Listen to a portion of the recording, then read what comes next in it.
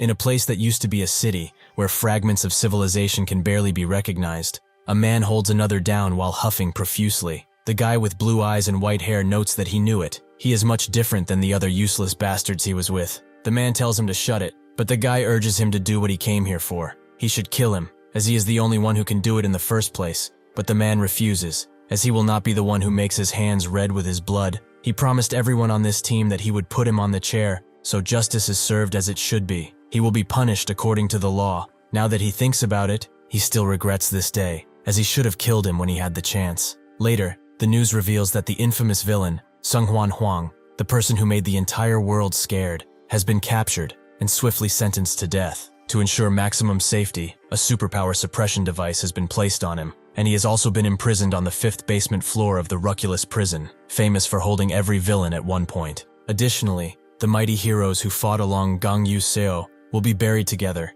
and their burial will be held tonight, to commemorate that their sacrifice was not for nothing. Gang Yu can barely look at them, even if they are on the TV. But as he looks, someone closes the TV behind him and says that he's still in recovery, so he shouldn't be watching TV. This is his brother, Gang Ho Seo, the Ruculus prison inspector. Seeing his brother, Gang Yu looks at his hands and a darkness envelops him, as he should have killed that bastard with his own 2 hands. Gang Ho says that he promised it to his teammates after all. There was nothing he could do. Before the attack, one of them said that heroes are heroes because they save people. It's not their duty to kill criminals. So on this mission, they will not kill anyone, even if they are a villain who has done terrible things, as criminals were once people too, so at least they shall stand trial. Gang Yu appreciated her little daydreaming, but what if they get killed? That's when she made him promise that even if they die, he shall not kill anyone, even if they deserve it. Gang Ho agrees with that same notion, as people should be sentenced to death by law only. However, correctional officers like him are the ones who have to carry out the sentences. He shouldn't tell him this,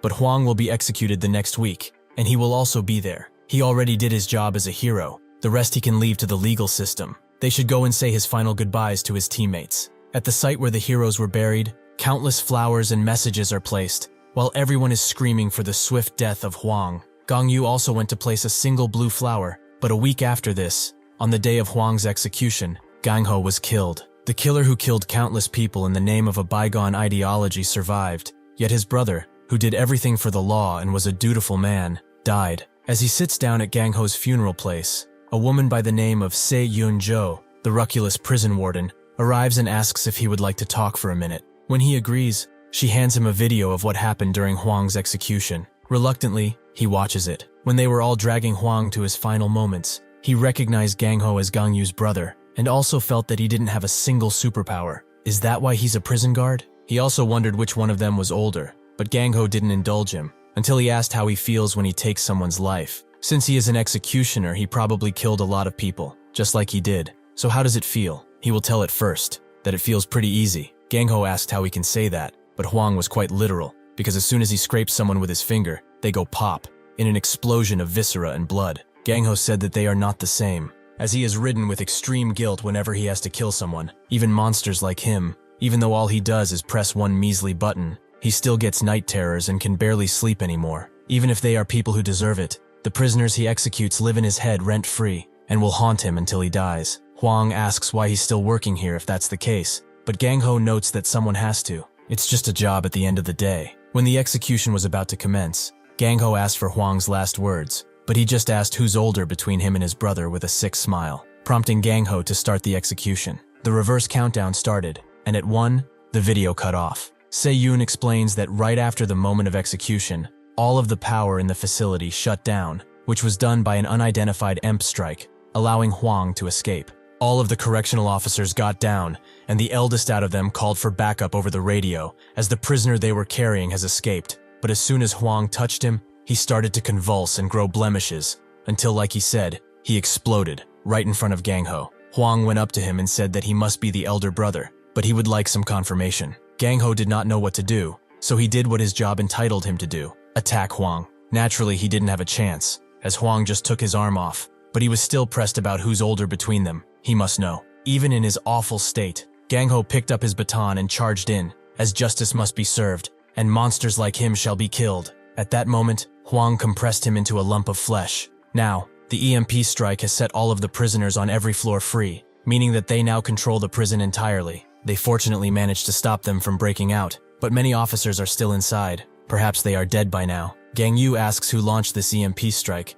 but Se-yoon doesn't know, as they are still looking into it. She apologizes for coming to his brother's funeral and daring to ask something of him, but can he suppress the riot at the prison? Gang Yu instantly agrees, but he has one little condition he wants met. His old teammates always told him that heroes save others, not kill them, and his brother, who was a correctional officer, said that people can only be sentenced by law and nobody else. The people who carry out these duties are the executioners, so he will not go inside this hell as a hero. He will enter the prison as what the prisoner fears most, the executioner. He introduces himself as their new corrections officer, but these guys know who he is. Why is a hero like him wearing that uniform? However, it doesn't really matter, as he will die just the same. The moment these prisoners charge him, he punches a tire-sized hole in the first one and sends the others flying as they are mangled by the air of the attack. He pulls up the microphone he has inside his suit and says that under the order of the government, everyone from the ground floor to all of the floors, including the 5th basement floor, shall be executed immediately. The prisoners are naturally mad that they are being executed,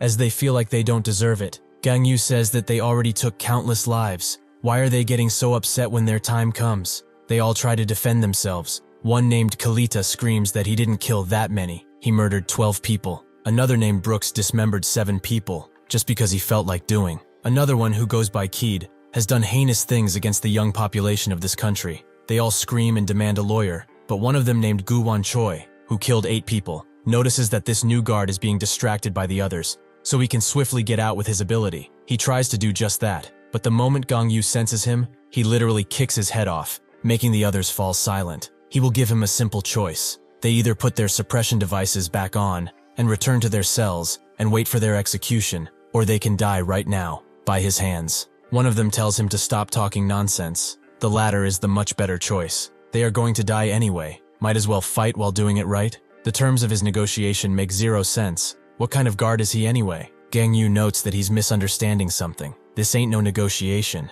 This is the last chance for mercy that he is graciously offering them. The others begin talking, with the common consensus being that they should surrender. But that's when the guy who spoke earlier screams at everyone to listen with his power, which certainly does make them listen. Hero or not, there's just one of him. He cannot hope to deal with all of them at once. In fact, he managed to kill a 2nd-tier hero before, and teamwork was the secret to success. This gives the prisoners newfound confidence, and the man rallies them behind him. They should not feel intimidated by this bastard. They shall quickly deal with him and go out into the world once again. Gang Yu looks at this instigator and thinks that he must be the one that the warden told him about. At her office, Se-yoon explained that the prisoners of Ruculus are grouped by their threat level. The ground floor holds over 300 killers, who have killed several people. The 1st basement floor holds about 100 or so criminals that put entire towns in danger. The 2nd floor holds about 30 criminals, who put entire cities in danger. The 3rd floor has 10 people that can make entire nations fall. The 4th basement floor holds only 5 people, which is a threat to the continent.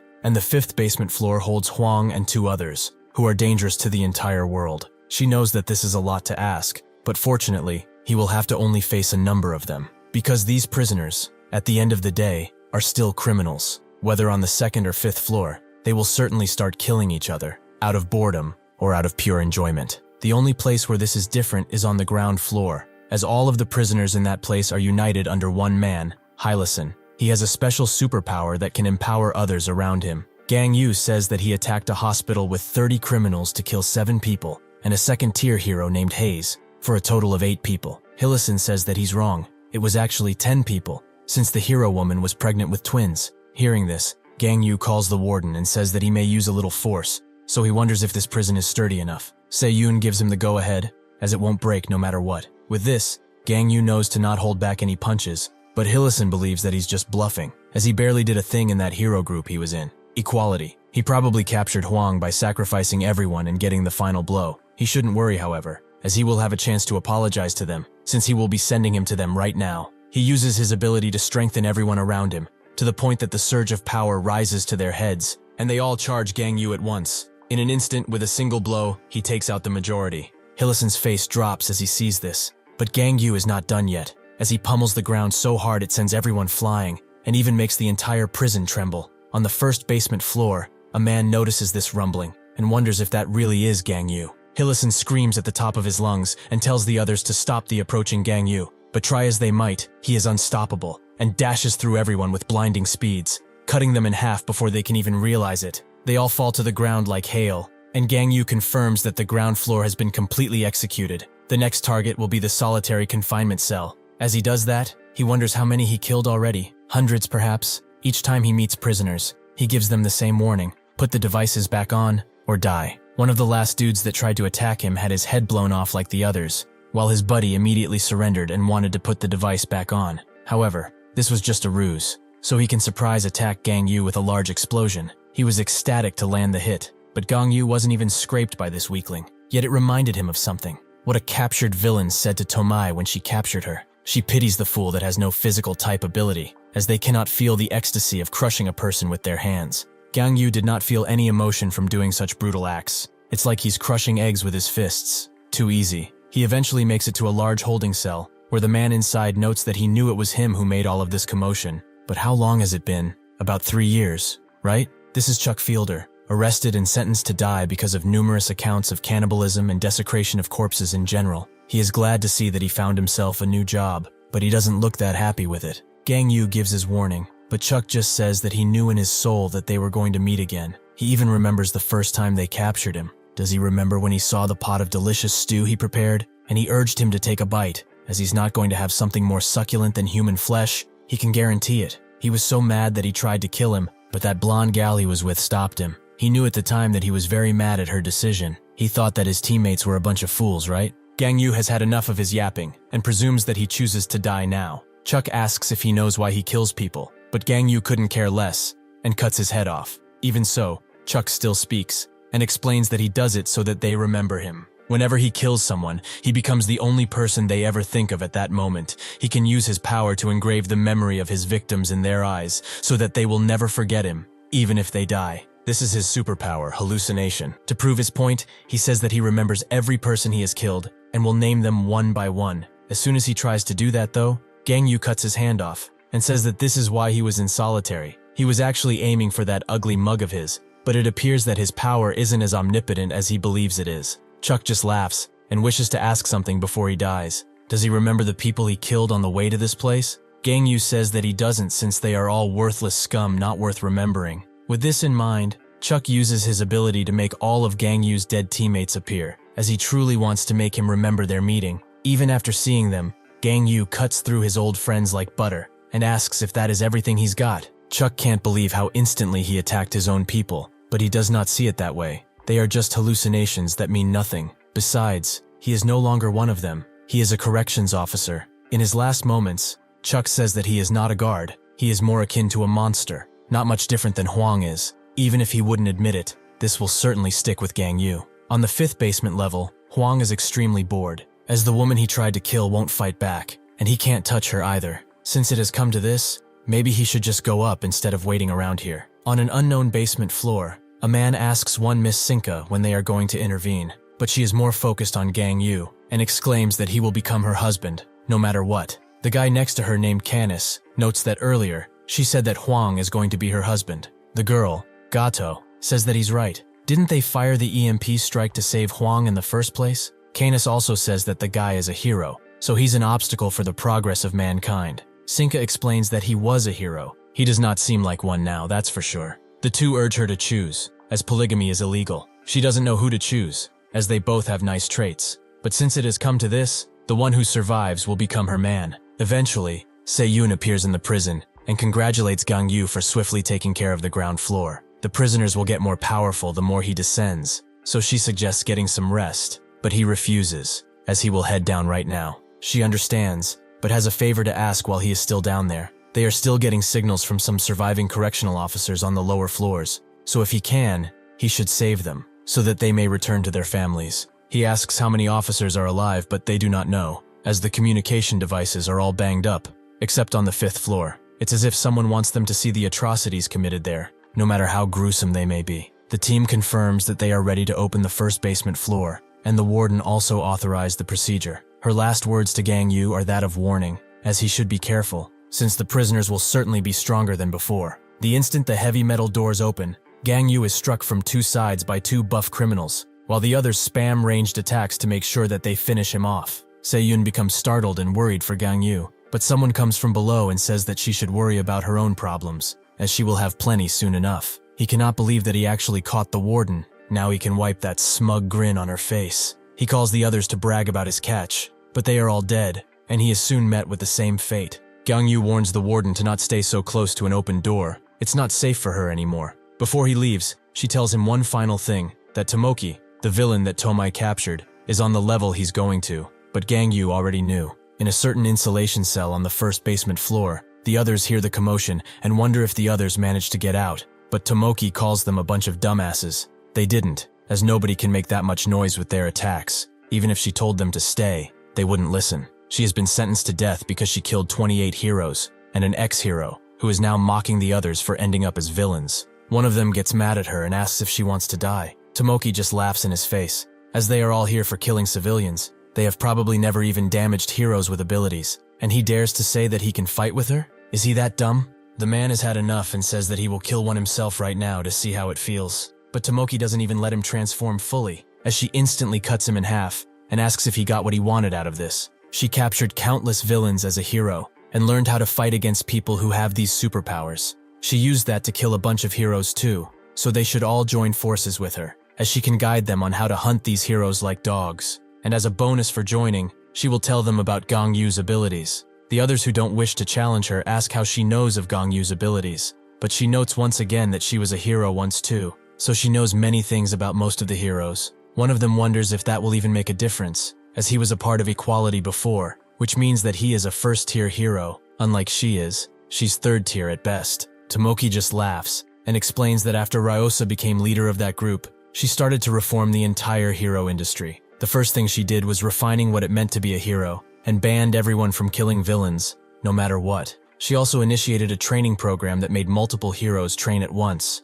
And lastly, but most importantly, she completely abolished the tiering system, which ranked heroes before. They may wonder why she's telling them all of this history, but the tier system was taken down before Gangyu joined the team. Nobody saw him joining that group, because he didn't have many achievements to speak of, so naturally rumors started flowing. Some said that he had powerful connections, and others presumed that Ryosa is his lover. The man agrees that something's strange, as he has never seen Gangyu fight, but he did wipe out the ground floor in a matter of seconds, meaning that he's at least a second-tier hero. They cannot fight someone like that, right? Tomoki tells him to stop being such a scaredy cat. The ground floor was full of weak bastards. Even everyone in this room, with their thousands of people killed, could have taken them out, including Speech, who has murdered 6,435 people. She isn't calling Ganyu weak, far from it, but she knows what his weakness is, which is why she thinks that they can hunt him down easily. Speech asks if she's sure that what she knows is really his weakness. Tomoki tells them to stop being so indecisive,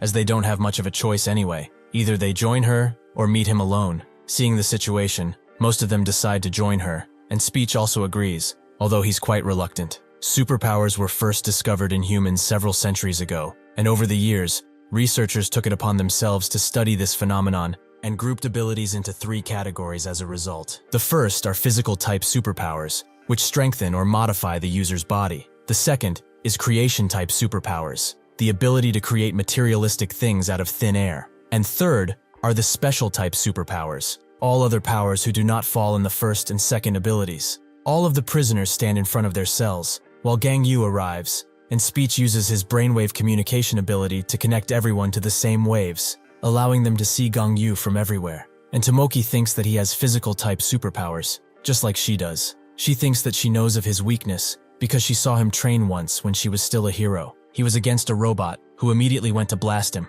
Gangyu once again tells them to put their devices on or die, but that's when a blast hits him, which he doesn't even try to dodge. This is his weakness. He refuses to dodge any attack. That is why Tomoki cleverly placed prisoners with creation and special-type abilities behind the cells to blast attacks on him. She also knew why he refused to dodge the attacks, because he simply did not need to. But this is precisely why she added something to that barrage of attacks, as Gangyu is suddenly coiled by countless suppression devices. Before this whole thing happened, she sent everyone to search the bodies of the guards and find the suppression devices, but Speech wondered if they would work on him, since these are only the first basement floor level. She said that it's fine. They just need a bunch of them to suppress him, 10 if he's a second tier, and 15 if he's a first tier, even though that is unlikely. She ordered Million, who can make any item lock on any target, to hold them and prepare to strike him. But just because she wants to be safe, they should put 30 devices on him. That will do the job. The others start to celebrate, but soon, their faces crumble into frowns as the flaws in Tomoki's plan start to become visible. The first flaw was that Gang Yu is far more powerful than any first-tier hero. Speech confirms that he broke all the suppression devices, which confuses Tomoki, but the others scream at her to tell them about the next phase. Do they start it? She tells everyone to begin the second phase, which is to hold a few guards at power point and warn him to not get closer, as these innocent guys will die. When they are done talking, the second flaw in Tomoki's plan appears. She thought that Gang Yu only had a physical ability. The others die in pain and anguish, because they were not told he had these kinds of abilities. As the others come out of their cells and try to surrender, the third and biggest flaw in her plan appears. She thought that she could win against somebody who outclasses her in every aspect. Eventually, Speech has nobody to connect to with his ability and starts screaming at Tomoki. Everyone was wiped out. What the fuck are they going to do now? He continues to scream at her while she wonders what to do, asking her to say something at least. But this was his fault in the first place. He shouldn't have trusted someone who used to be a hero. Tomoki has had enough of his constant screaming and stabs him out of rage, multiple times in fact, while screaming at him to shut the hell up. She still wonders how he got past those suppression devices. Does that mean he's just that strong? That's when she notices that a guard is in the room with her, and since she wants an outlet to let her rage out on, she chooses to maim him with her claw. But before she can, Gang Yu cuts her hand off. He asks if she has any last words before her execution, but she just says that she's screwed. Gang Yu asks if those are her last words, but she asks if it's true that all of the heroes in equality are dead. Gang Yu confirms it, meaning that Tomai is dead too. She can't believe that she's gone. She told her not to become a hero, but her foolish little sister did not listen. She also can't understand why he's killing people when he's a part of equality. Do the other heroes know about his actions? Ryosa desperately tried to change the hero industry, but by doing this, he ruined everything she worked for. She's probably looking at him in shame now. Gang Yu does not let out a sliver of emotion and asks if she's done yapping. When Tomoki joined the hero industry, the first thing she thought was that something was seriously wrong with it. Back then, the simple fact that the heroes were fighting villains allowed them to kill the villains, but they were also granted immunity should civilians die in the process, meaning that heroes were above the law. She became a heroine named Bliss for one simple reason, because of her sister Tomi, who admired her a lot. Unlike Tomoki though, Tomai didn't have superpowers at the time, so she always got help from Tomoki. However, nothing twisted Tomoki or made her into the villain she is today, as she was twisted from the start. As a hero, she had the job of saving people, but she did not do it out of kindness or to maintain peace. She did it because she felt superior above everyone. But one eventful day, she had to kill a villain on one of her rescue missions. It was the first time she killed someone, and it made her feel over the moon. It took her higher than any drug ever could, as she felt extremely superior and ecstatic. After this, she could not stop herself and started killing everyone, be it villains, civilians, or heroes. In particular, her favorite prey was her colleagues who were weaker than her, as the looks they gave her after they lost, betrayal mixed with fear and terror, and the final cherry on top, them begging for their lives. She could not get enough of it, but soon, things would change. Tomai thought it was quite strange that Tomoki was always late, and she also sensed a heavy scent of blood around her, so she decided to follow her, and that's when she witnessed her sister's actions. Tomoki wasn't that surprised that she saw her. Instead, she invited her to join the fun, but if she does not, she will keep enjoying the fruits of murder. That is when she was chained up for the first time, and also when Tomai unlocked her powers, and stopping Tomoki was the whole purpose of her heroine career.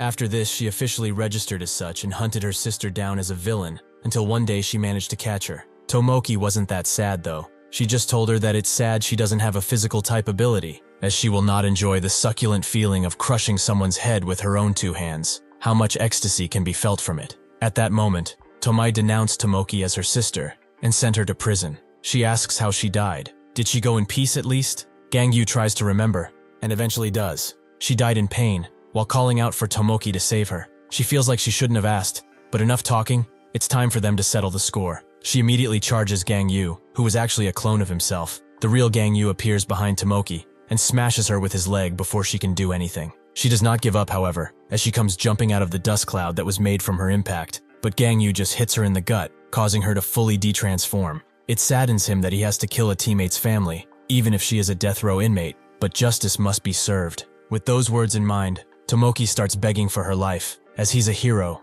who promised Ryosa not to kill no matter what. Gang Yu says that he's no longer a hero, but she still begs and begs. Gang Yu tells her that she looks exactly like her victims, who asked her for mercy over and over, but she did not listen. Perhaps she did not even hear them. Thus ends Tomoki's life. The hero turned into a villain. The sound of Gong Yu fighting causes tremors throughout the prison, and the sounds made one fall in love even more, made another fearful for her life, and gave a little someone something to look forward to. Huang has had enough of waiting and decides to go up and meet Gang Yu sooner, but he is sent flying into the wall as soon as he says that, by none other than the third prisoner, Kingston. Huang notes that he's quite scary, but Kingston says that at his age, he can hardly be called that. He is also the first prisoner on the 5th basement floor, and the first prisoner ever. The warden is shortly informed that Kingston and Huang have met, which she was waiting for, as this means that one of them will certainly die. And personally, she's betting on Kingston to win, as he's not as threatening as Huang. But why is he keeping that woman in the air like that? Huang doesn't really want to play with an old man, but Kingston will certainly like to play with him. He is the first criminal to be locked up here, and he is also the longest-serving inmate, even if he's on death row. Unlike most inmates in the basement levels, who were imprisoned for killing millions, Kingston only killed 3 people. The first victim was Caracas, the most powerful villain of his time, and the 2 other victims were Clark and Hilo, the most powerful heroes of the time. He appeared out of nowhere and killed the 3 most powerful people in the entire world. Everyone said that they were invincible, and since he killed them, this makes him the strongest person in the world, right? Truly disappointing. After this, he let the government capture him. Even though he was the biggest threat the world has ever seen, he voluntarily went to prison. Since the government and Hero Association were not on good terms at the time, and even now he was able to defer execution for 30 whole years. He promises Huang not to kill him. All he wants is to play a little. That's all. Reluctantly, Huang agrees, and pulls out some guards that he crushes into compact meatballs and throws them at Kingston, who uses hand movements to deflect the numerous balls and crush some under his might, creating rain of blood around the area. At first he thought that he was a user of telekinesis, but the way he attacks and defends tells him that he's different. Does he have anything else to show him? Huang says that he changed his mind. He isn't having any fun. What's the point of killing somebody who will die of old age? Kingston notes that he's quite arrogant, but he has seen numerous people like him who think that they are the biggest fish in their small pond. Most of the time, their egos get the best of them. The entire building shakes as Kingston steps forward, with one of the guards thinking that the building is falling, but the warden tells him that the prison has 20 layers of special wall that can withstand any power. It will never fall. Kingston feels that it's his duty to teach the younglings, so he will show him that he can be humble too. In that moment, he charges in with a flying kick that goes through the wall and everyone feels it. The warden gets up from the ground and asks who won the fight, but the guard notes that they have bigger problems, as that single attack destroyed the walls, meaning that they are very screwed. Huang is surprised to see that someone so old could do something like this, but that's when someone from behind asks why he would follow an old man anywhere. This mysterious figure is Sinka, who urges him to come and talk with her. Huang gets serious and asks who she is, but she will only say if he sits down and talks. The warden is extremely confused. How did that woman get to the 5th basement level? Sarika says that they will talk, but the spectators have to go. With that, she just closes the cameras, making the warden very mad. Gang Yu arrives at the 2nd basement floor gate, but when he tries to get confirmation to go in, the signal cuts out. So he decides to just pull the gates open and go inside this way. As he walked down the stairs to the 2nd basement floor, he did not feel the stench of blood, like on the other floors, something that was very strange. In fact, there was nobody there, not a single corpse, and it was clean too. That's when he notices someone running away from 2 beastly wolves that seem more like monsters than anything. The woman sees him too and thinks that he's Gang Ho, but she trips, allowing the beast to charge in. Naturally, Gang Yu kills them and asks if she's alright, but she just goes to hug him and says that he was supposed to be on the 5th basement floor. What is he doing here? And how did he get superpowers? Gang Yu grabs her and says that he is not Gang Ho, he is his brother. She knows about him, as he is a hero. But why is he wearing that uniform? And why is he here? Gang Yu notes that it's not safe here, so she should go up as everything is clear. She apologizes for acting like that, calling him brother-in-law. She knows that this sounds strange, since she has not introduced herself, so she will now. She is going to become his sister-in-law, and if she might add, they really look alike for brothers. In the isolation cell of this level, Miel tells Mael that there's an intruder in their midst, so he wonders how many sins he has committed in his life. Mael notes that he killed one of her innocent little puppies, so it becomes clear to Miel that he will be going to hell. The woman who goes by Jia Hong says that she has only seen him in videos and pictures, but he looks nicer in real life. Gang Yu notes that his brother told him about his girlfriend, but he didn't say anything about getting married yet. She notes that it was a rush job, as she found out that she was pregnant pretty recently, and that his niece or nephew is currently inside of her. Gang Yu is extremely shocked to hear this, and she says that it's hardly been a month. They only found out a few days out, and Gang Ho said that he will tell him after he is done with Huang. Gang Yu's face becomes ridden with sadness. He does not know if he has the strength to tell her. She asks why he's here in a uniform, and so he explains that he was commissioned to execute all of the prisoners in Ruculus, which she is surprised by. Did the warden make him do it or something? Gang Yu notices she doesn't know what happened, so he fills her in about the EMP strike, though they do not know who did it. She asks what happened to Gang Ho, as he was on the 5th basement floor. Gang Yu tries his best to tell her the truth, but given the circumstances, he chooses to lie and says that he's still sending rescue signals. She is relieved to hear that, and Gang Yu tells her to go up, since it's not safe. She wants to stay, however, as she can make it easier for him to go down, since she has the ability to, psychometry, which allows her to go through people's memories. Naturally, she would never do that to him if there was no good reason for it, but she used it before to find out about the inmates, and if they were really guilty. Gang Yu asks how this ability will help him, so she explains that this entire floor is under the control of Miel and Mael, the inmates that were put in the isolation cell. They are siblings that have summoning special type superpowers. What they summon is a creature that stabs people in the heart. Then they use their ability to make puppets out of these victims, and currently, every single prisoner has become their puppet. Gang Yu already knew that, because they are Mago's disciples. He does not need any information, so she should go already. She refuses again, as some of the combatants' puppets the siblings control are correctional officers. He will not be able to distinguish between them since they are all puppets. But she can, as she can go through their memories. Gang Yu asks if they aren't dead already since they are puppets, but she promises that they are still alive. They will be themselves once they are released of the power. Gang Yu notes that they are dangerous criminals who will not listen to her, but this dumbass woman believes she can still persuade them. In a last-ditch effort, Gang Yu tells her to think about the baby, but even if she's expecting, she is still a corrections officer, and she must serve the country as such. This reminds Gang Yu of his brother, so he agrees, but he envelops her with his power to keep her from harm. She just hopes that this won't affect her body, as it feels weird. Eventually they meet some soldiers, who were made by Miel it seems. Hong tells him that most of the officers were captured by Miel. He's the older brother, so he should keep it in mind. Gang Yu asks which ones are the officers, and so she uses her ability and finds out that there's only 2 here, the ones in the back. She tries to give him advice on how to do it, but Gang Yu just envelops her in more power till she cannot see, as there is an easier way to spare the officers. He envelops them in his binds and starts killing the inmates, as this is what he was sent for. As he does this with ease, the siblings watch him from a crystal ball. Mael wonders if he's stronger than their master, but Miel doesn't know, making Mael ask if he's stronger than that woman. She goes next to him and says that she's scared, but Miel tells her to cast away her worries, as he will not be able to kill them easily. After he is done with the soldiers, he lets Hong see again, and she asks why he did something like that. He apologizes, as he should have told her in advance, but he did what he had to do as a correctional officer, execute the inmates. She wonders how he did something like that, since the execution devices are on sub-level 5,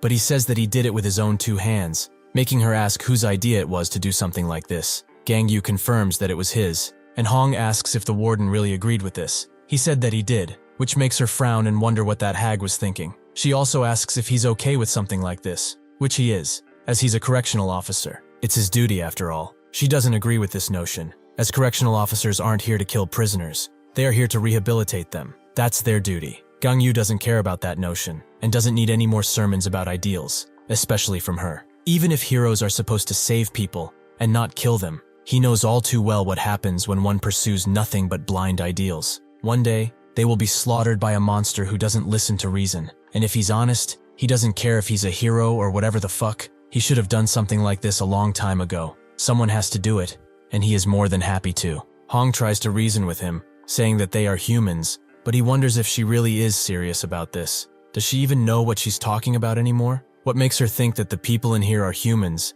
Each of them in sub-level 2 and below killed thousands. They all deserve death, be it swift or slow. In the past, he recognizes that there were talks of abolishing the death penalty because it was considered inhumane, but nobody has been wrongly convicted, ever. Since people with psychometric powers, they now know how many people were killed and why, so she should think about her role in all of this. In her delusion, she still feels that they have a story to tell, especially the 2 they are going to. However, Gang Yu tells her that everyone has a story, including their victims. Besides, it makes no difference. They will end up dead anyway, whether they die by his hands or execution. She feels that it's wrong for a single individual to decide that and do it. Gang Yu doesn't care anymore, and tells her to shut it. If she keeps saying stuff like that, she will be sent upstairs by force, and he will handle the situation how he knows best, With that, she shuts up, and eventually they get to an area with some dark soldiers. He asks how many officers are there, and Hong tells him that the 3 in the back are 3 in the back. Before he charges in, she says that Gang Ho will be quite sad when he finds out what he did.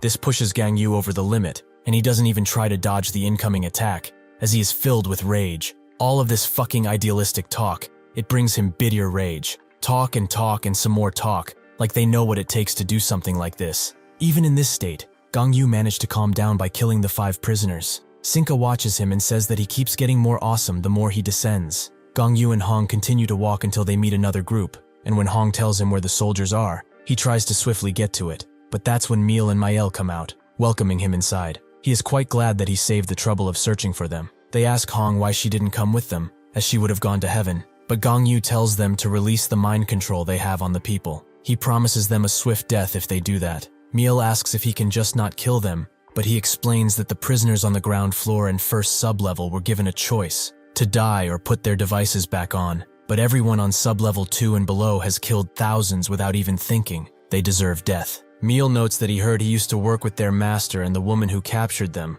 but he is much different than the two. Mael says that he will surely go to hell, but Gang Yu wonders who will end up there first between them. Meal says that if he promises to let them go, they will release their people, but Gang Yu instantly denies it. Hong tells them to not make things any worse and put the devices back on quickly, but Meal believes that they did nothing to deserve the death penalty. She must know that, right? That is why they refuse. Gang Yu tells her that beasts cannot be persuaded, no matter how much she tries. But there are ways for them to understand, especially pain. Oh, do they understand pain? Meal notes that he doesn't wish to fight him. He should hear their story, as then he will certainly negotiate. Gang Yu denies this, and engulfs Hong in his power, as he has had enough of her idealistic yapping. He also grabs the siblings, and says that once, a villain told him how to accurately torture people, to think that it would come in handy today. Meal says that he cannot be reasoned with. He is the beast in this matter. But Mael notes that he's much more. He's a monster. They suddenly switch places with some prisoners, telling Gang Yu that they have special type powers. Pretty annoying,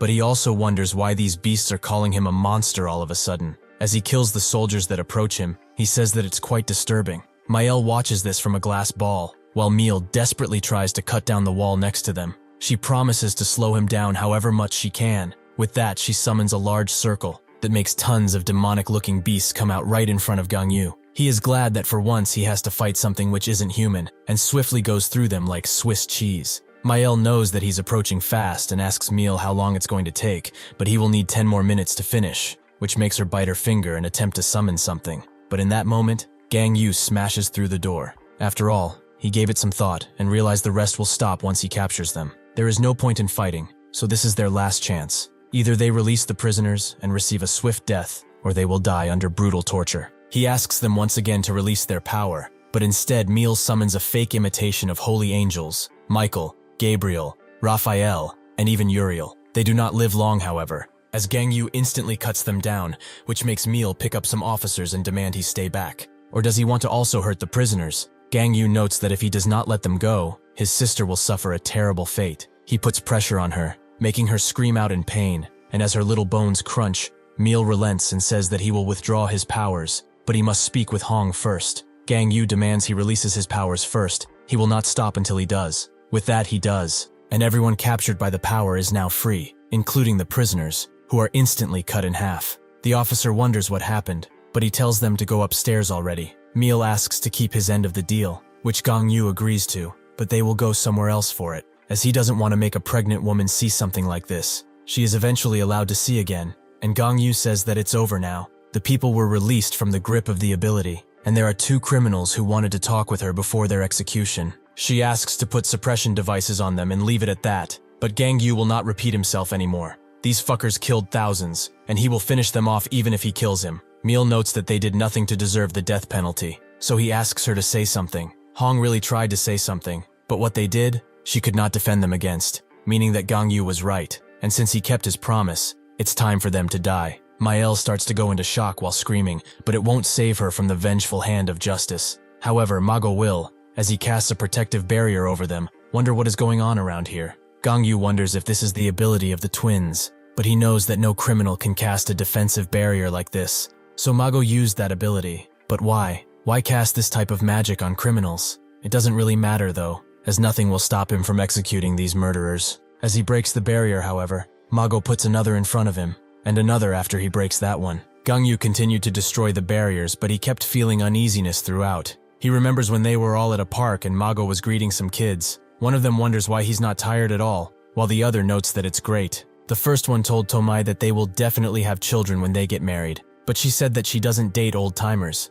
Mago invited them to come down, which they did, but Gangyu sat next to them under the shade of a tree, until Mago appeared and asked if he doesn't like children. Gangyu noted that it's not that, he just doesn't know how to interact with them. Mago told him that he can do what his parents did, but Gangyu told him that his parents died after he was born. The only family he has is his older brother. Mago knows he kind of fucked up by brining it up, so he apologizes, and after a short moment of awkward silence, he notes that he can do it with him. Act like a child, that is. Naturally, he was kidding, but it wasn't entirely a joke. As if things get tough for him, he can always come to him and talk about it. This also brings him to the darkest pits of his mind, where his teammates all died, and he was the only one standing. In his final moments, Mago told him that it's all right, and tried to comfort him, something that stuck with him, and when only one barrier was left, Gangyu stopped. He drags Hong out of her buble and asks if she can read the memories of abilities, which she confirms. So Gangyu tells her to do this, and read the memories of that thing. When she does, she pulls out a memory of Mago, which Gangyu finds is unpleasant.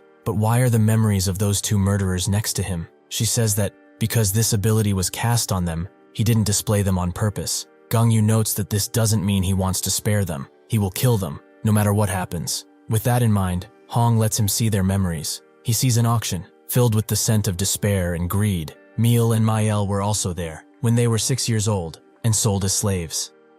The ability user auction is an underworld occasion below a fallen city that was open solely for VIPs that like to collect rare abilities as a mere hobby. Miel and Mael were both sold by their father at these auctions. Among the countless popular abilities that are bought, the special types are the most sought after, as are those who have the physical type and transform their bodies. The summoning type is one of the most common among ability users, so they were both quite cheap, though that was just a ruse. They never revealed their special type abilities, making them stay locked up in a dark cell for a long time. Just as they were preparing to get written off as unsold goods, a woman came up with the proposition to buy them because she was very curious about their abilities. The auctioneer asks if there's another reason for buying these two, as they are kind of useless. He was only asking because there is no way to refund her purchase afterwards. The woman explained that she was curious about something, more specifically what would happen if an angel mixed with a demon. Mael and Miel didn't understand her, which the woman didn't expect them to, but they will soon find out. Suddenly, an explosion large enough to encapsulate the entire area covered them, though they were only safe because of a familiar green spell cast on them. Naturally, the siblings were also safe, and Mago was the one who did all of this. Lipus, Mago's assistant who had no reason to dress like that, asks what he's even trying to teach her here. To blow people up? Mago laughed and said that if she worked hard, she would be able to one day do the same, and she shouldn't forget that imagination is the most important thing in a summoning type. He also asked if she finished the task he handed over to her, which she confirmed. All of the people who participated in the auction were taken away, and the ones captured were freed. Mago suggested they go for another class, which Lipus didn't like, as she doesn't really believe summoning meteors is really that informative. That's when Miel grabbed their attention and asked if they could come too. He also explained that they are summoning types, just like he is. Lupus told them that Mago promised to have only one apprentice, but he doesn't remember saying that in the past, so he asked to see their abilities. Miel and Mael did as they were told, and summoned an angel and a demon respectively.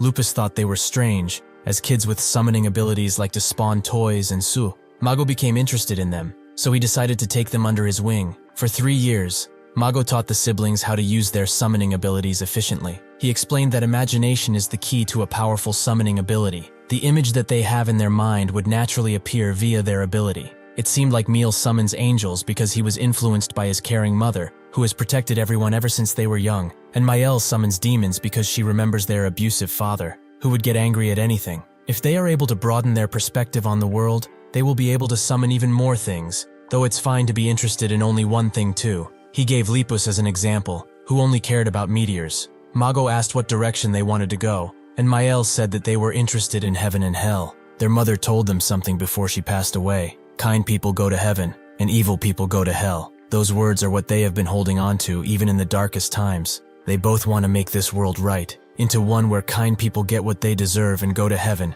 and sinners rot in hell. Mago just patted their heads and noted that if it's them, he is sure that they would be able to do anything they imagine. One eventful day, Lepus came with some bad news. The Hero Association requested his aid, which he didn't even care to hear, as they ignored his request earlier. That's when Lepus said that a Swede appeared in Finland, which shocked him, and he said that they must gather all members of Equality, though they couldn't find them. With nothing else left to do, he wanted to see Miel and Mael one final time. He told them that he was leaving, with Mael taking it the worst, but Miel wondered when he would come back. Mago, with a sad expression, told them that it would be a few years, since their opponent is very tough and dangerous. Mael asked if they could go with him, but Mago refused, as the opponent was far too vile to even consider something like this. Mael began to break down, as she didn't want him to go, and she didn't want to be thrown away again. Lepus told them that they would never be thrown away since they are not objects, but to ease their pain, Mago gave them one last gift. He summoned the clothes they are wearing even now, and said that with these,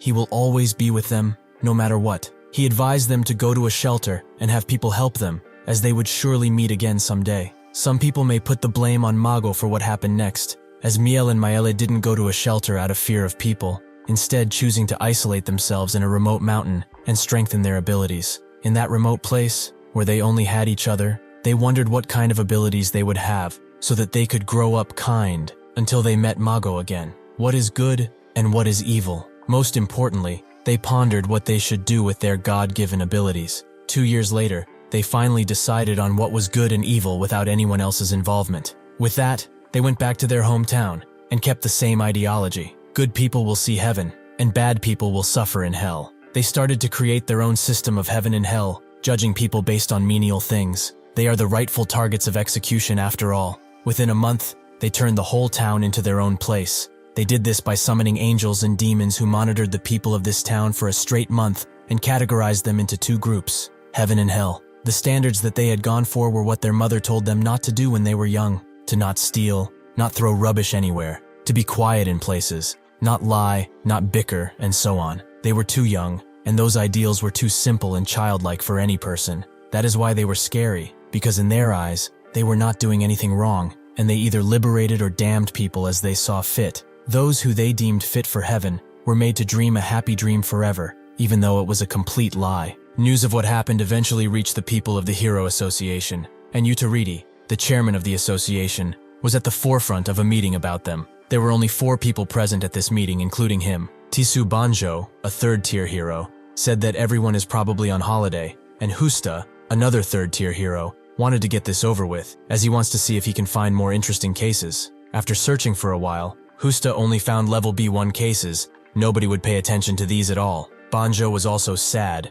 as she wanted to increase her tier, but she has to deal with B2 cases for that. Utariti said that there's a B3 if she wants it, but she said that doing something difficult isn't efficient. But she also wondered why this village takeover case was appearing here at all. Utariti explained that the children are categorized as B1 villains, so he decided to put them in. Husta asked how old they are, and he said about 10 years old, give or take. Husta was shocked. They aren't even teenagers, yet they occupied an entire village? Bajo thought that if they are like this now, they will probably end up being B2 or B3 villains. Husta suggested they take them in and raise them, but Utariti noted they don't have the resources for it, and it would take too long. Additionally, they are already apprentices of Mago, or at least they were. Bancho told them that if Mago raised them, it was his problem, but Husta informed her that he was in Finland dealing with a Swede. That's when the 3rd member perked up and asked if she could go. This is Chitu, a 3rd-tier hero, and a summoner at that. When she finally got to the town, she saw quite a sight while on a road nearby,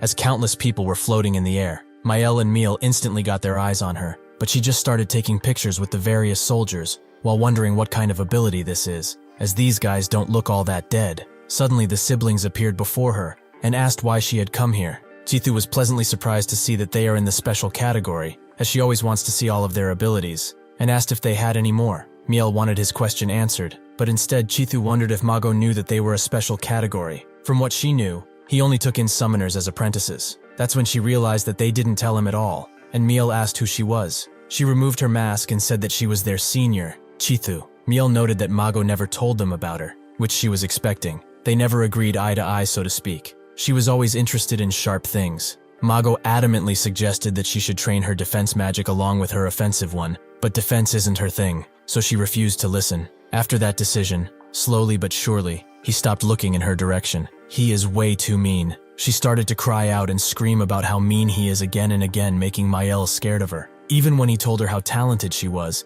he did it with a smile, yet he completely erased her from his mind. Miel threatened her with magic and told her to go away, but instead, Chithu summoned countless blades and started to impale everyone in her way, including civilians. Surely if she does something like this, Mago will remember her. Mago turning out to be the villain of this series. Good lord. Chithu laughed like a maniac while slashing countless innocent people and felt a sense of euphoria like never before. The two siblings checked on each other and wondered what to do next. Chithu skipped around the bodies she laid on the ground and said that this was much more fun than she could imagine, though now she wanted more. As she threw one of her blades at another person, however, the siblings appeared and protected them, which made Chithu happy, as they really got their defensive magic down. A guard tried to attack from behind, but she was too swift and told the siblings that they needed to work on their attacks. Mael said that she will definitely end up in hell, which made Chithu sad, as he is their senior, so she feels that some respect is in order. If she is honest though, she always wanted to use her ability on a bunch of people at once,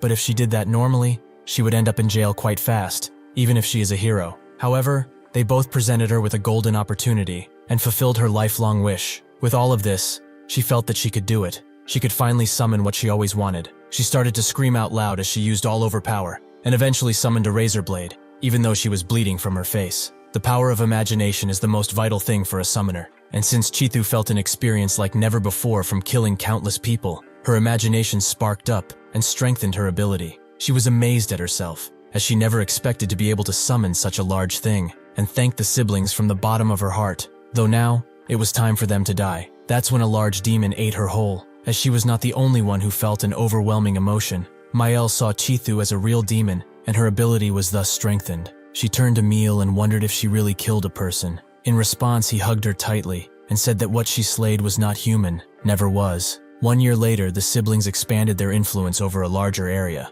and with this, they both rose to be B2 villains of Ruculus prison. Mago was shocked when he saw them in the database, with Utoriti knowing that they were his apprentices, so he wanted to show him at least. Magu got up to go, but Utoriti refused to allow him. This case will be assigned to someone else. Magu asked why he would do that, and Utoriti said it was quite simple. He humbly requested that he kill Asweed when he finally got him, but instead he chose to hand him over to the government, so there is no reason for him to let him do what he wants anymore. Mago didn't take no for an answer, and said that he would go no matter what. Utoriti slammed the table and said that he will not and cannot go. He commands him. Mago told him to shut it, as he was always obsessed with authority. That's when someone volunteered to go, that someone being Raosa. Utoriti didn't mind it, as this is a perfect promotion mission for her. Mago still held his own, but Raosa approached him and asked this defeated man to trust her, at least once. Inside the cleansed city, the siblings instantly knew that an intruder had appeared, and Mael wondered just how many sins she had committed in her lifetime.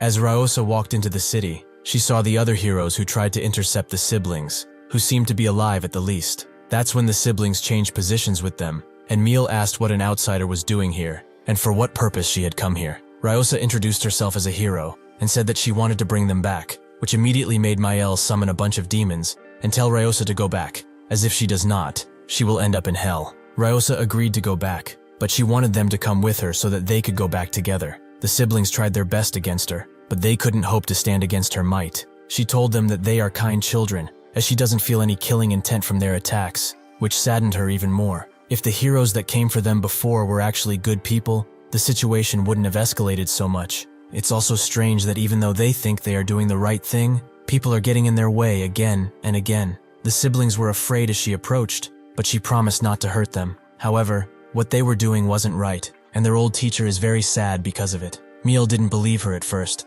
as Mago would have come for them by now, but Raosa swore she was not lying, and urged them to release their abilities and come back, as they would all go back to their teacher. At that moment, both Miel and Maele felt a motherly warmth for her, and so they went. When they finally met up with Mago, Miel told him everything, about how they were actually special types. They only kept it hidden because their mother told them to. They knew that he only took summoners in as apprentices, so they apologized for lying. Mago was shocked, and asked who told them such a thing. They explained it was Chithu, a hero who was her apprentice before. Mago told them that he never took her in as an apprentice. He only met her once, and gave her a single piece of advice, nothing more. Being reunited after 3 long years, they all shared what happened over those years, with the siblings sharing how they worked to grow into better people, and about how other people didn't understand them at all. To this day, Miel and Mael still don't get why people were so mean to them.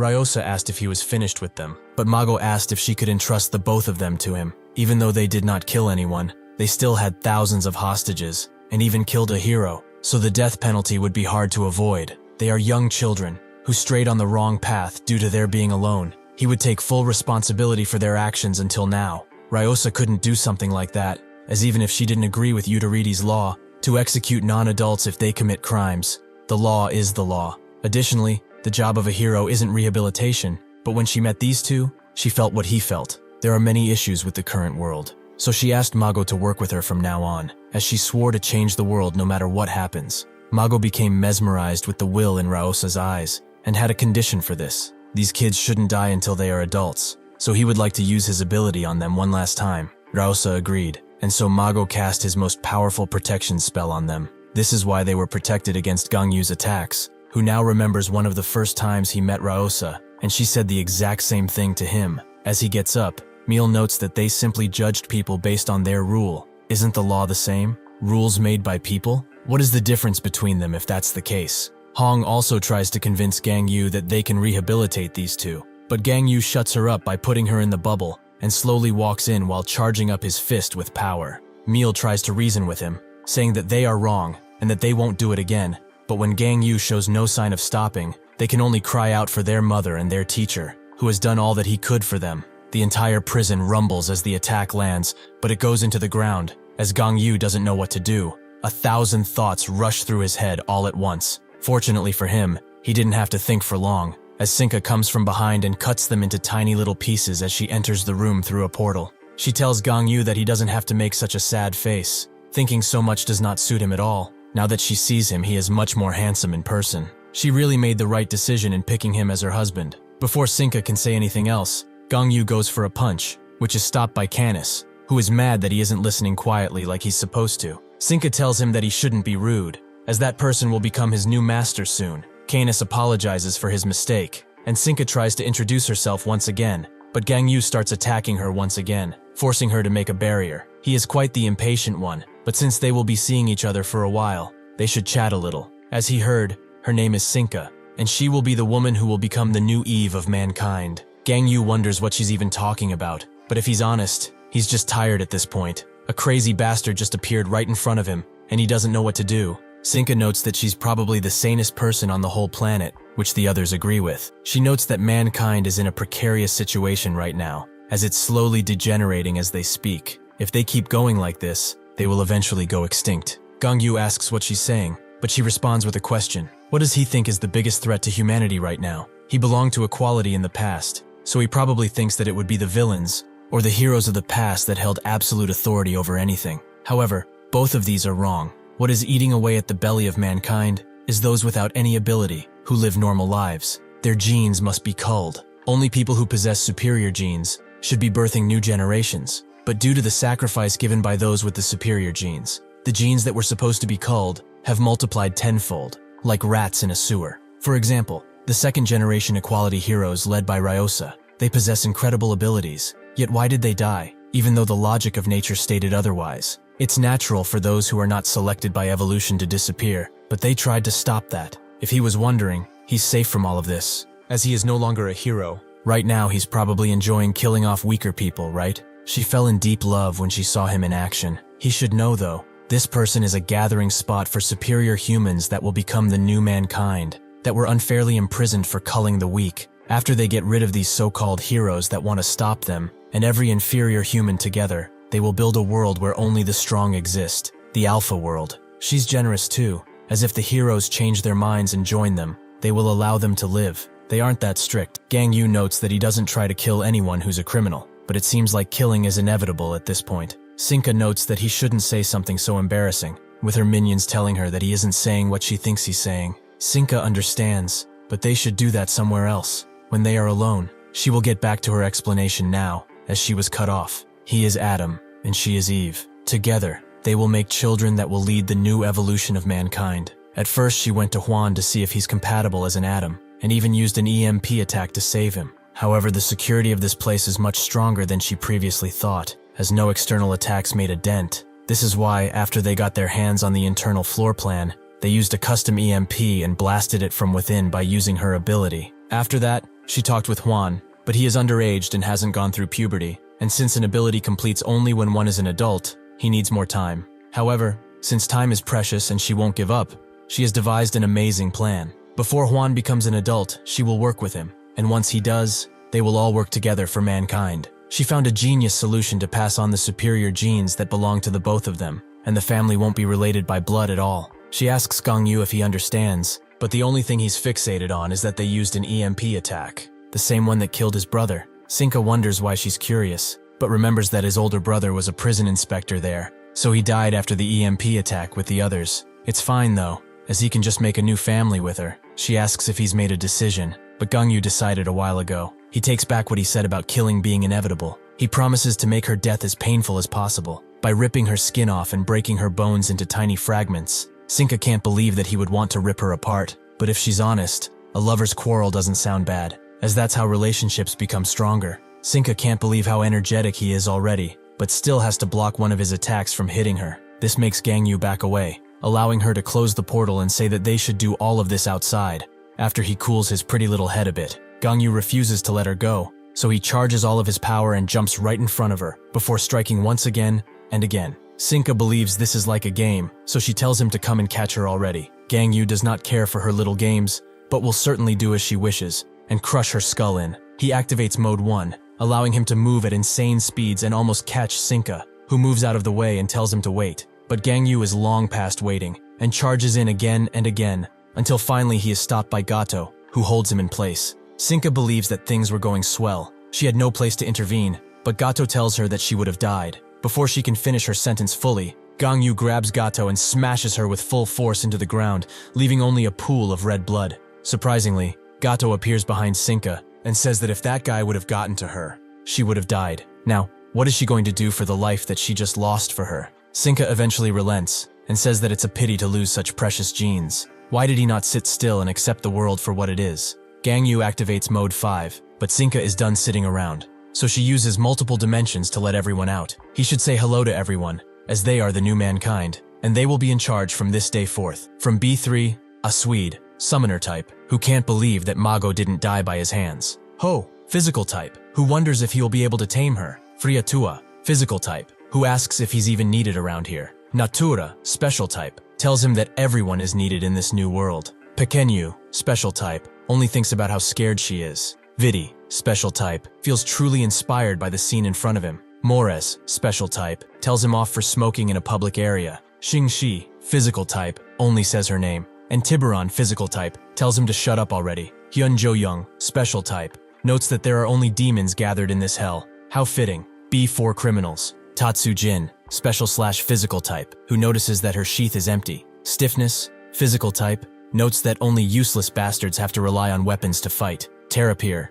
physical type, can't believe that number 4 is still alive after all. Maledity, summoner/special type, says that her clothes are pretty comfortable. Hero, special type, who does not say much of anything. And finally, the last B5 criminals. Ahura, special type, and Huang, special type, who is glad to finally see Gangyu. Gangyu is consumed by his own rage and thirst for revenge, so he activates his most powerful mode, Mode 0. With that, he charges into Huang, attempting to take him down first.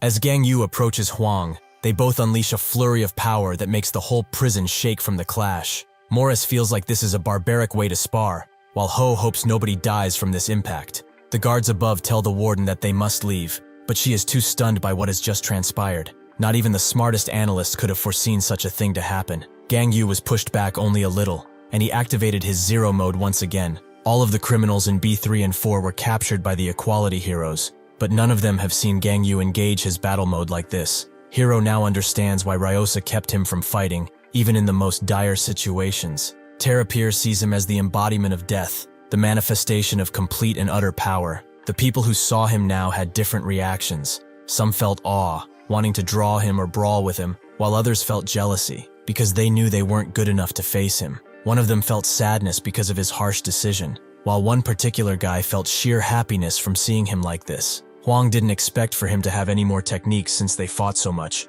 Had he had so much in him all of this time? He is utterly incredible. Gangyu charges in without any forgiveness, but Huang blocks his attack, as he knows that he has more to show him, and he wants to see it all. That's when he hits him with a dozen attacks. but Gang Yu gets back on his feet instantly and rushes in once again, only to be stopped just as he reaches Huang. It's unfortunate, but he has already condensed the space in front of him in advance, making Gang Yu crash into the wall. Maledity notes that the kid is quite frightful. He is quite strong considering he's only using one ability. Additionally, reaching adulthood boosts a person's power. So just how much of a monster will that child become? Huang calls out to Gang Yu, as he knows that was not nearly enough to knock him down. As he calls for him again, Gang Yu lands a powerful punch against him, and then uses his momentum to throw a deadly gut punch that sends Huang flying into a wall. Shin looks at this fight in awe, and Tiburon notes that this is a fight between monsters. Not even a second after the words leave his mouth, they are both decapitated, and Gang Yu moves on to a Swede, who blocks him using Mago's defense magic. Truly, a masterpiece of a technique, a shape in which its creator died so soon. Does he also perhaps feel nostalgia seeping in after seeing his teammate's ability? Gang Yu pushes even harder because of his words, cracking his shield, as a Swede notes that he is jealous of his sheer strength. Just before Gang Yu annihilates him, Hiro jumps to the rescue, kicking Gang Yu away. Unfortunately for them, this isn't even the start of Gang Yu's rampage. He will make sure that all of them are punished justly. Huang tells him to stop, as this was supposed to be their playdate. Additionally, he can still feel that he's hiding something. But what is it? Is he holding back because of the prison officers above? A softie until the end, huh? Something like this is far too boring for him, so he will create a playpen for the both of them. With one clench of his arm, the entire prison begins to twist and turn, rupturing right in the middle and allowing the night sky to pass through. From now on, they should go all out and leave nothing unused. Before the prison was completely destroyed, Gang Yu used some of his power to send all of the guards and the warden flying in balls that protected them from the surefire death that was waiting for them below. Now Huang notes that this place is quite sturdy, allowing Gang Yu to move ever so close before Sinka teleports him away from this place.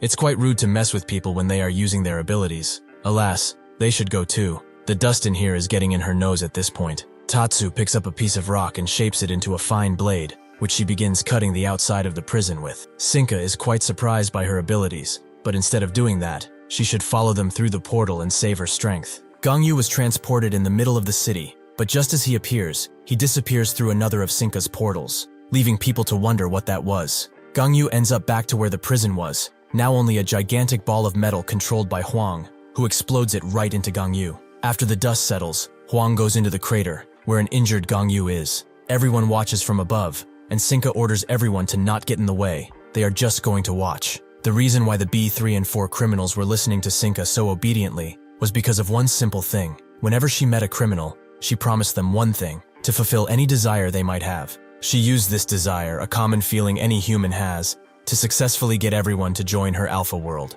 Some just plainly wanted to refuse, but Sinka warned them they can refuse, but they will have to die. When she got to Huang, he laughed at her suggestion, as marrying Gang Yu and then him is quite hilarious. However, he found a problem in her plan. Fighting Gang Yu is much more interesting than what she is offering. Sinka was worried for him. If he only goes for short-term gratification, he will become a dopamine addict. He should think about things long-term. If he kills Gang Yu, what will he do then? Huang noted that it was fine, as he would probably die by the end of the fight, but it would be okay, because he would have enjoyed himself. Sinka didn't know what to say, so she told him that if she gives birth to Gang Yu's child, and then to his, they will keep him entertained after they grow up. After he becomes an adult, he will become much stronger, and then he will enjoy fighting Gang Yu much more. If she works with him, he will be able to have fun until he dies. Huang saw the excitement in her eyes, and agreed to try, as it sure sounded fun. However, he doesn't love her at all. How would they even get married? Sinka told him that everything would be fine. He would certainly love her by then, and she could promise as such.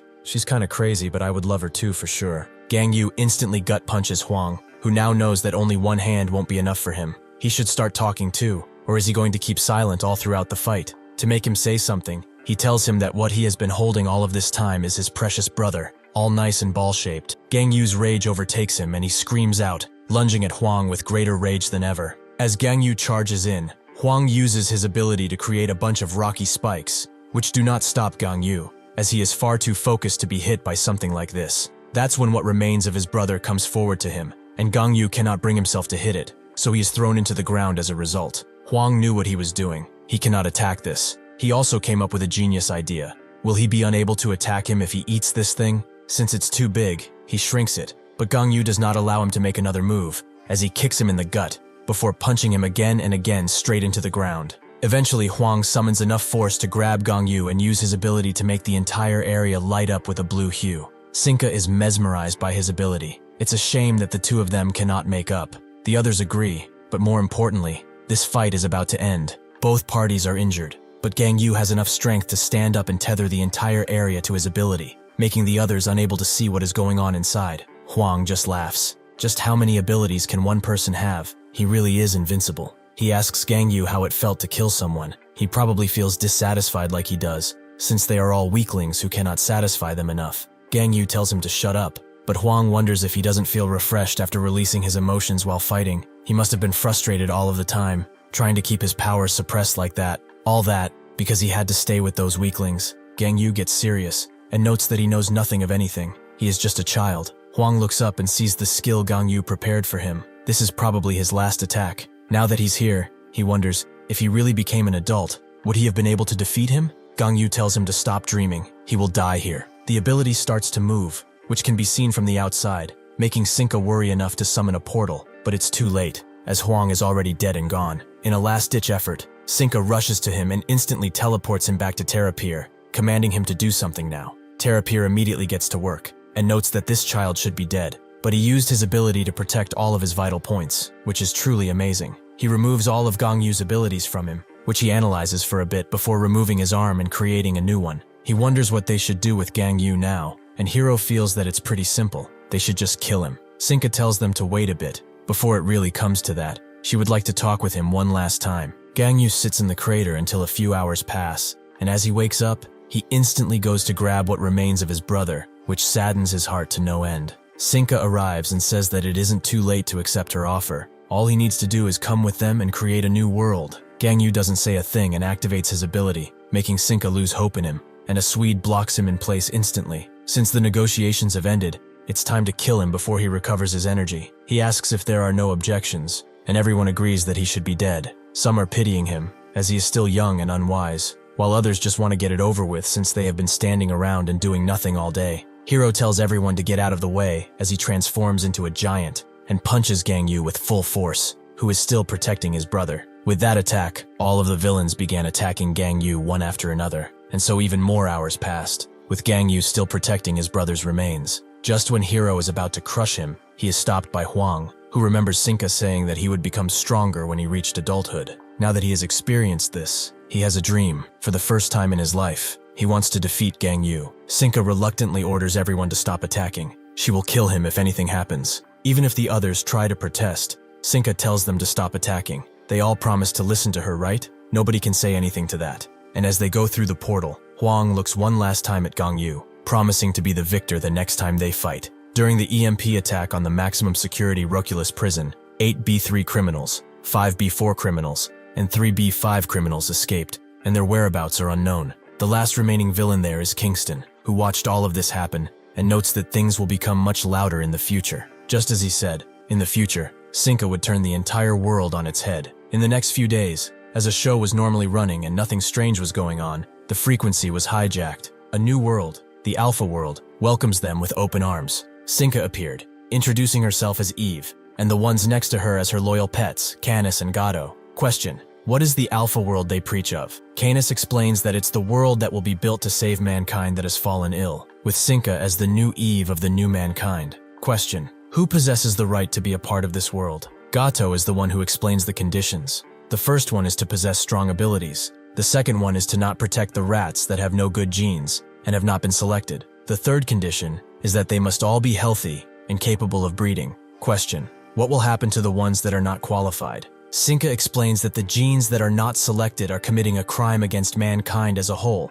so they deserve the capital punishment, death. They will be executed with no prejudice. They will all die, leaving the rest of them alone. In the coming months, they will be selecting the people who will become a part of their world and sending them invitations. Those who reject the invitations will be seen as defectors and be executed along with those who are not selected. With that, she removed herself from the broadcast and the show continued like usual. Now inside a dark room, some important people are talking about the Roculus prison incident and the broadcast, which was streamed to the entire world. Beze, the world's president, notes that they should start the World Security Council meeting already. It's getting late as is. They pull up everything they know about Sinka, who isn't even on the list of villains. She just appeared out of nowhere. Some of them feel that she's a real pain. Something like this just had to happen when equality died. One of them asks how they should deal with her, but another says that there's something they must clarify first. Einheit, the Harmony Party leader, asks why the prison warden, Se-yun, gave the right to execute criminals out of her own accord without contacting any higher-ups. How can an individual give another the right to execute as they please? Another notes that he is spouting nonsense with no real reason. She made the best decision she could have in that situation. He would have done the same. This is Yudoriti, former Hero Association chairman and now World Party leader. Einheit notes that no matter how urgent the situation, she still had time to report it. Yudoriti says that this was not the case. Time was the most important thing there. That's why she did what she did, and she did it well. El Gayado, the justice minister, doesn't agree with Einheit either. Even though it is wrong to give someone the authority to execute like that, he understands that the situation was quite unique, and the decision was thought to make. Bauda, the fire commissioner, notes that the people might be suffering a lot because of the prisoner's escape. Crum, the police commissioner, says that they have been working around the clock to ensure public safety since that broadcast. Guerra, the national defense vice minister, notes that they should consider themselves at war now, or is this just an isolated incident? He told them previously. Utoriti gets mad, as he told them all previously that they had to be killed, except they postponed them for no good reason. If he were still the Hero Association chairman, they would have all died before any execution was needed. He can't believe that they would just coop up the most dangerous criminals on the planet in a small iron prison. Ever since Ryosa became the chairman, everything's gone to shit. Bauda notes that he has not changed a bit, and Einheit says that what he did in his chairman term was not correct, as the heroes of that time all abused their powers, and were crazy too. Utoriti asks why that's a problem. It's way better to tie them down as heroes than let them become villains. After Ryosa became chairman, the ones who could have become heroes went right back to villainy, and continued to cause havoc. Bauda notes that the times have changed, but Utoriti says it how it is. They are just a bunch of senile motherfuckers who are so obsessed with an idealistic world that they fail to see the reality in front of their eyes, or perhaps they are just ignoring it. Beze looks sadly at the chair in front of him and wonders what Ryosa would have said if she were here. This makes everyone shut up, and so the meeting ends. As Utoriti gets in his car, his assistant asks if the meeting went well. He notes that not everyone is trying to justify the villains staying alive when they could have just killed them already. This is all the fault of Ryosa, that idealistic scamp. The assistant asks what they will do from now on, and Utoriti explains that after Ryosa became chairman, the members of WSC, most of them at least, came in favor of correction. Those still in favor of punishment are the World Party and Police Commissioner, while the Justice Minister remains neutral. It's 4 against 2 here, which is why they are ignored. Even the current president is moving towards Ryosa's side. Now that the Hero Association chairman position is vacant, however, they must put someone good there. If it's 3 versus 3, their opinions will no longer be ignored, which is why they are now going to meet Gang Yu, former equality hero. He is also sure that other people have started moving too. The assistant asks if that guy wasn't close to Ryosa, which he was, but since the situation has changed so much, they should go and meet him and see what they can do. Whenever Gang Yu asked his teammates why it's wrong to kill villains, they either said that he's just too young to understand, some didn't even want to think about it, and some were still tied to their families and could not incur that punishment. One of them even started to spew a bunch of rhetorical shit that nobody cared for,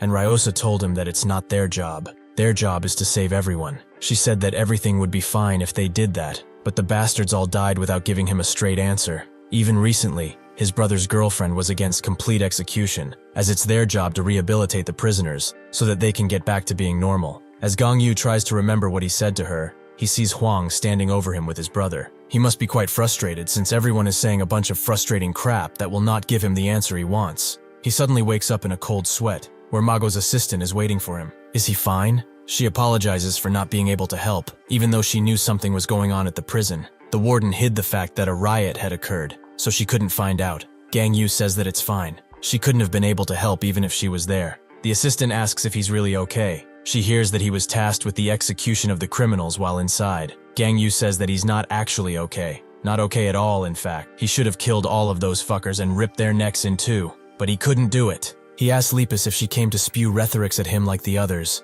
about how he's not supposed to kill. If that is the case, she should leave, as he's no longer a hero. He's a prison inspector. Lepus explains that they need to form a new hero association and choose new heroes. Right now she is the chairman, but with the incoming changes, they need a hero to lead them. They were thinking of choosing him, as he's a former hero of equality. Gang Yu thought he told her before that he's not a hero anymore. The heroes should go and take care of that. As soon as he recovers, he intends to go and finish what he started. Suddenly, Yutariti comes into the room and notes that what he said is correct. He is the new prison inspector. He must have gone through a lot to execute the criminals by himself. That being said, he will not have to do that anymore. He will soon become the Hero Association chairman, and he plans to allow the execution of criminals. Gang Yu remembers him as the representative of the World Party, but Yutariti says that he will step down from his position and run for the chairman position. He came here to talk to him and find out if he's interested in it too, but it seems that there's no need for that, so he just came by to say hi. He hopes that he will recover soon, and tells Lepus to watch the election very closely. She asks why anyone would elect him, but Yutariti notes that they will just have to see. She tries to say something to Gang Yu, but he tells her to leave, as he's quite tired and wants to rest. After Yutariti gets back in his car, he notes that he expected everyone to move around. They are all aiming for Gang Yu, it seems. After these abilities popped up, people went through a lot of shit. Organizations like the army and police are becoming too reliant on one individual. Soon, the WSC will discuss Gang Yu and his right to execute, and based on the current laws, Gang Yu's actions are wrong. He cannot deny that. The assistant asks what he will do, and Yutariti explains that it's simple. He will change the law. At the next WSC meeting, everyone is heated up about the warden being punished, mostly Einheit. Crumb notes that even if her subordinate had done what she did normally, she would have overlooked it. Yutariti tells Einheit to stop talking, as he's providing no information or solutions. He's just meaninglessly talking. He notes that he already came up with something. The fire brigade, the army, and the police will join forces in capturing the criminals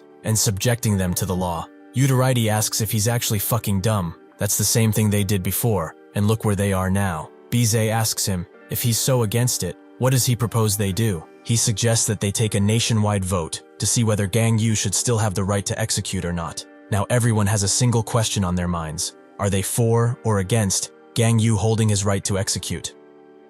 Everyone is confused by Yutariti's proposal, so he explains further. Instead of them bickering among themselves, a vote will make things simpler and clearer. Everyone here is working for the citizens anyway, right? Is that not their duty? Einheit tells him that it's foolish to leave such an important decision up to a majority vote, but Yutariti becomes enraged, believing he's betraying the citizens he's supposed to serve. He also knows why he's trying to avoid this. He knows that he will lose the vote. He asks Bize if he's wrong, who, after a moment of pondering, agrees to his proposal. They shall do the vote. 2 weeks after this, the votes are done, and it's revealed that 88% agree, while only 12% object. It's a complete victory for Yutariti, which he feels is only natural. The secretary goes on to explain that those who agree think that this incident is a declaration of war on the country, and that the villains are enemies that must be killed. They all see them as beasts who have no humanity, so using the law against them would be a foolish venture. Since the cause of this problem is the pursuit of ideal situations, where nobody gets hurt,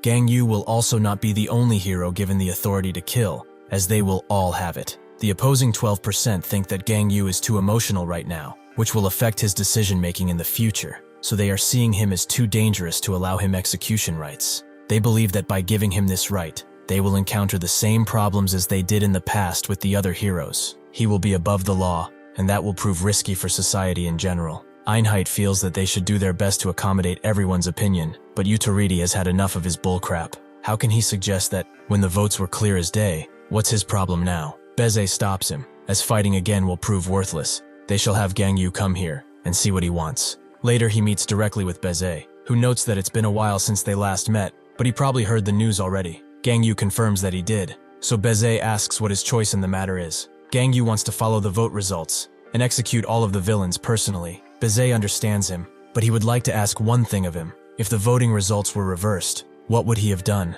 Gang Yu is honest, and notes that if something like that happened, he would have still killed all of them, and then surrendered himself to the proper authorities. Bize understands, but he would like to ask him one additional thing before he lets him go. If Ryosa was still here, what would she have done in this situation? A faint expression of remorse appears on Gang Yu's face, and he says that he should ask Ryosa for that, not him. Bize doesn't seem to know what one last thing means, and he asks another question. Once all of this is done and over, will he be returning to being a hero? Gang Yu does not know the answer to that. It's probably the last thing on his mind now. A few days later, the special execution law regarding Gang Yu is passed, and Bize appears in a press conference. He has given Officer Gang Yu the authority to execute any and all criminals. This will help quell the prison escape incident and the acts of terrorism that will be happening from now on. Yutariti watches all of this from his phone and thinks that it's amazing. With this, They will be turning things around to how they used to be in the good old days. Since this press conference is live, everyone watches it and has different opinions. Some do not see the reason for it,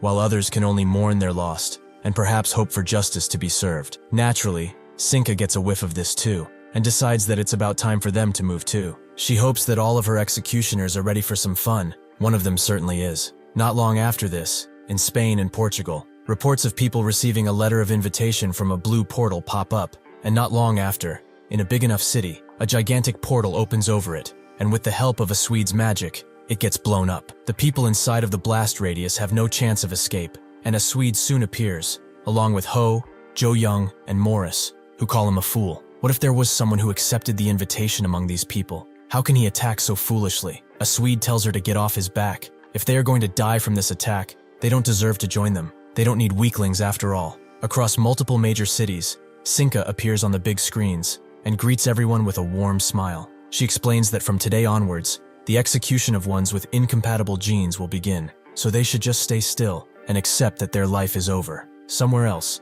Gong Yu prepares for what he's about to do and is ready for anything. It doesn't take long for the secretary to report the villains implicated in the recent incident and their descriptions based on the Hero Association files. First is a Swede, summoning type, and a villain that Mago had previously captured, who is able to engrave the stolen summon abilities of his opponents as tattoos on his body and use them later. He has the ability to also copy summoning abilities, but he often likes to just use destructive attacks to reach his goals. Next up is Ho, a physical type, who was previously captured by Yujie. She is able to turn her body into that of a fox demon, and with that, she can rip through countless people. She also seems to want someone to tame her, but reports on this are not confirmed. Next is Jo Young, a special type, who was previously captured by the Hero Hub. His ability is simpler than the others. He is able to summon demons, who look like those out of ancient murals. Even if not physically strong, he is still a major threat. The last one is Morris, a special type, who was previously captured by the hero Tomi. She is like most special ability users. They have conflicting reports on her ability or abilities, as she seems to be able to even strangle people out of thin air. Her ability is complicated, to say the least. The Hero Association has also rapidly mobilized heroes near Portugal in order to help with this incident, which Udariti is annoyed by, as he knows that they won't do anything to them anyway. Bezet understands the situation and orders everyone to their posts. The firefighters will be rescuing the civilians, and the military and police will attempt to protect any civilians they come across. He asks El Gato where Gong Yu is, who notes that he is already heading to that city, from what he's heard from the previous terminus warden. Einheit is shocked to find that she still isn't fired, and Bezet asks if there's any way to know what their enemies are even after. The secretary has no information on that, but what Sinka ordered them to do is quite simple. They are to execute the people who have unchosen genes and help those who have accepted the invitations join their alpha world. This team is small because it's just a taste of what they are going to do. It will be easier to get the rest of the invited to join after this. So even if they are to execute anyone they see, their top priority is to bring the invited in. The ones who were not chosen can be killed at any time after all. There is no reason to rush. Morris seems to be the voice of reason in the group, as she tells them to stop destroying stuff. They have warmed up enough, so they should go and do the mission Sinka ordered them to do. Ho and Jo Young agree, but a Swede refuses. He will do as he damn well pleases. He will keep destroying and destroying until the people who have received invitations will appear. Morris warns him that he's stepping out of line. Is he really going to ignore the orders of their leader? A Swede asks what she's going to do about it, and since this bickering won't stop, Jo Young summons a crow to fly around with. Since this guy won't listen, it's probably best to let him go. Morris doesn't like that, and says that she will be reporting all of this to Sinka once they get back. But a Swede doesn't care. As he keeps destroying stuff, a Swede lets out a loud sigh, as nothing has changed since he has left that prison, which is annoying him. Everything is just the same. His ability is not getting stronger. No matter how much he destroys, his talent is cursed. He theorized this from the beginning, but it seems that he will just have to keep on stealing until he gets strong enough. Suddenly, a large bunny appears and attempts to crush him, but he blocks it with his barrier magic. He is surprised to see that Lupus cast it, who notes that he has not changed at all. Even after all those years in prison, he truly is irredeemable trash. A Swede notes that she has some great timing, and he always wanted to ask, did Mago have a good burial? At Lisbon, the Ability Academy, a bunch of students see the commotion going on in the city, with one of them noting that he's rightfully scared. Their teacher, Prof, says that everything will be fine. He will protect them no matter what, but to be safe, they will go to the shelter in an orderly fashion. Suddenly, someone appears in front of him and claps. That's someone being Morris, who congratulates him for being such an amazing teacher. All of the students retreat to the teacher out of fear, which Morris finds to be unrefined. Prof knows who she is, which Morris is surprised about, but he shouldn't be scared, as she knows he received an invitation, so he should follow her while she's still being nice. Prof instantly tells her to leave, as he will not hand over any of these children to her. Morris notes that he isn't smart at all, even more so since he interrupted her from speaking. He must really want to be taught some manners right in front of his students, huh? The Ability Academy was founded after Miel and Mael's incident. Raosa and Mago were the ones who set it up, in order to educate children on their abilities. In this building, the hero teachers would teach the children how to fit into society while being special, and how they can control their abilities. Morris throws her hat in the air and activates the Manner Zone, which engulfs everyone into the hat, including her. Before the others can express their fear well, Morris shuts them up by putting some muzzles on them, and is glad to finally have some peace and quiet. Her special ability is called Etiquette. The ability is only activated on people who Morris thinks are of lower status than her, and it can place any type of restriction, and even harm those affected. She tells everyone that if they try anything stupid, she has permission to off them, and she orders the 3 children who were invited to step forward. They do just that, and Morris notices that they are all special types, who have a lot of uses. The 3 of them will help their mighty queen in creating her new world, but she will let them choose, yes or no. One of them asks if by queen, she's referring to the lady who appeared on TV, which Morris confirms. She's an absolute beauty,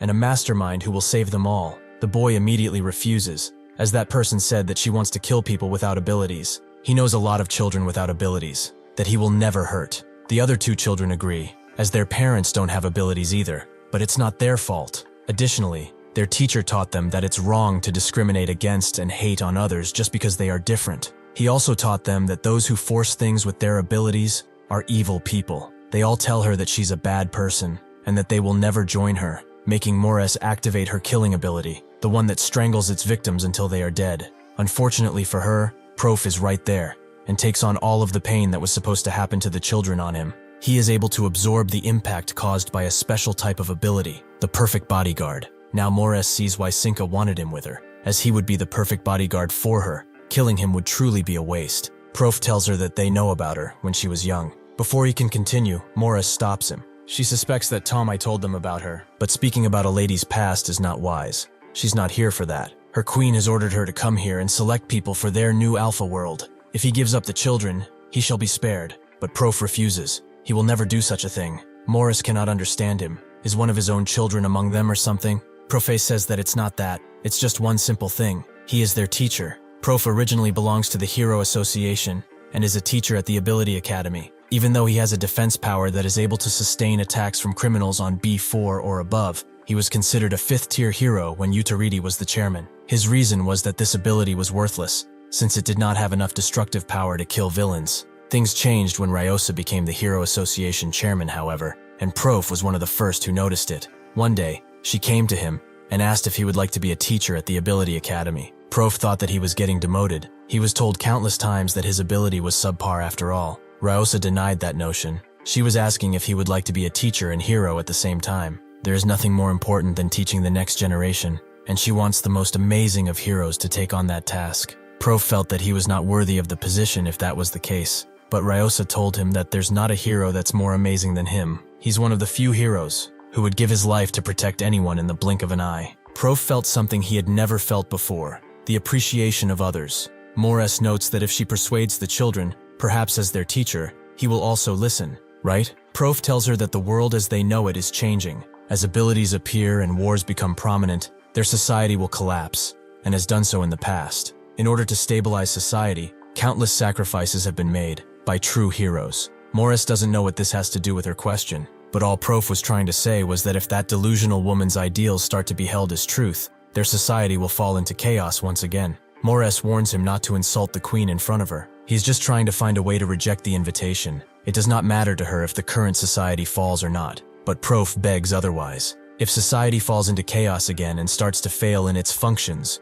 children like her, who have suffered greatly, will keep appearing. Morris becomes filled with rage at his words. What the fuck does he know about her? Prof had told her previously that they know about her. She does not need to do this. Morris has had enough of his yapping and impales everyone to the ground. He keeps talking about shit he doesn't know about, which is upsetting her. Even in his condition, Prof continues to take away the pain of the children onto him. to the point where he can barely stay conscious. Morris does not seem to notice, however. She no longer cares for their well-being, so they will all die. After she finishes her speech, Gang Yu crashes his foot on her tiny head and recognizes her as the B3 criminal that she is. She should go on ahead and call over that crazed woman if she doesn't want her head to pop like an overripe cherry. Morris asks if by crazed woman she is referring to their queen, and Gang Yu confirms as such, but she should consider herself included too. She naturally gets mad and activates her kill zone, which puts Gang Yu in chains and summons a guillotine, ready to take his head. Gang Yu is unimpressed, and with only 2 movements, takes the ability out, while also punching her extremely hard in the face. Everyone is shocked when they see this, and Gang Yu tells Prof to get out of here now, but they can't, as the ability cast on them persists. To get rid of it, Gang Yu punches Morris in the gut so hard that it makes the building shake, and that does manage to remove the ability cast on them. Gang Yu tells them to run off as far as possible, which they do instantly, allowing Gang Yu to pick up Morris and begin the real interrogation. He will only ask this once. She will bring that woman here, or else. Out of desperation, Morris activates Lady Mode, which after a few short seconds, changes her appearance. It's been a while since she has been like this. Gang Yu immediately gets grabbed by 2 dressed entities, who say that ladies should be first. Morris isn't finished, as she activates another lady zone with her umbrella, allowing her absolute control over this domain. She tells Gang Yu that he's unfortunate to have come after her first. This is Morris's original appearance, and when Lady Mode is activated, those who recognize her as a lady are possessed by her ability. It's the same ability like her last one,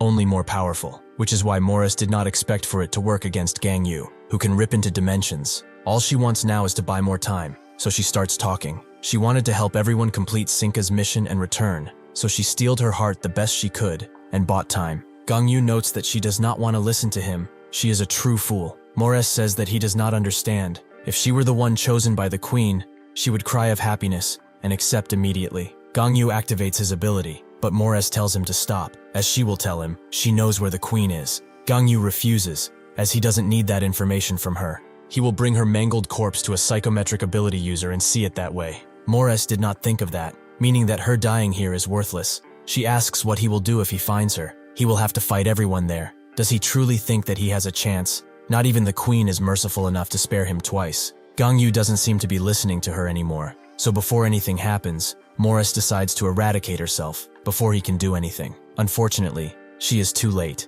and Gang Yu is already reaching for her. But that's when a blue light begins glowing, and Sinka appears, who is surprised by Gang Yu's request to meet her. Perhaps he's had a change of heart. Morris tells her that it's too dangerous to be here, but she is too late, as Gang Yu has already gone full power. Sinka expected that. Guess this means that he hasn't changed his mind yet. Gang Yu does not play her game, and breaks the barrier she placed. He will use every single ounce of strength to make sure she ends up rotting in the ground. Sinka is frightened, but not upset at all. She actually enjoys the fact that he's obsessed with her. She tells Morris that she'll take care of stuff from here. She wants her to deal with the people who refused her invitations. Before Morris can properly respond, Gang Yu attacks, with Sinka barely able to get Morris out of there before she is fully cut in half, but the damage has been done already. When Morris gets to the other side, she starts coughing aggressively from the injury, and Prof hurries the kids along. That's when one of the kids recognizes Morris. She's the one from the textbook. Sinka is shocked to see that Gang Yu is actually going overkill from the beginning, while telling her that this place will be her burial site. Sinka gathers that he must be in mode 0 in order to use such an ability. He truly is pushing himself way too far. Gang Yu decides to hit her, but his attacks are all caught by the portals and directed back into him. Unfortunately for Sinka, his own attacks do nothing to his body, so she calls over Canis and Gato, who immediately jump out of a portal, only to be shocked by what they are seeing. Gato notes that they shouldn't have come out, making Sinka ask if this situation is too difficult for them. Gato kind of agrees by saying that they should buy time instead of killing him, as he's using his ultimate technique from the beginning. What can they even do against it? Sinka listens well, and decides to just run away if that's the case. But she finds out that she cannot use her ability at all. Gang Yu has told her before, and he's no liar. This place will become her grave. This ability is called Dark Heaven Prison. It's a space made through Gang Yu's ability, and once someone enters, they cannot leave. In the past, Sinka could extract Huang because she used her ability from the outside, but now she is inside the prison, meaning that her teleportation ability is useless. Gang Yu rushes in with a might punch, which Sinka can barely block with her barrier. Gato and Canis see the danger of the situation and beg for her to release their lashes,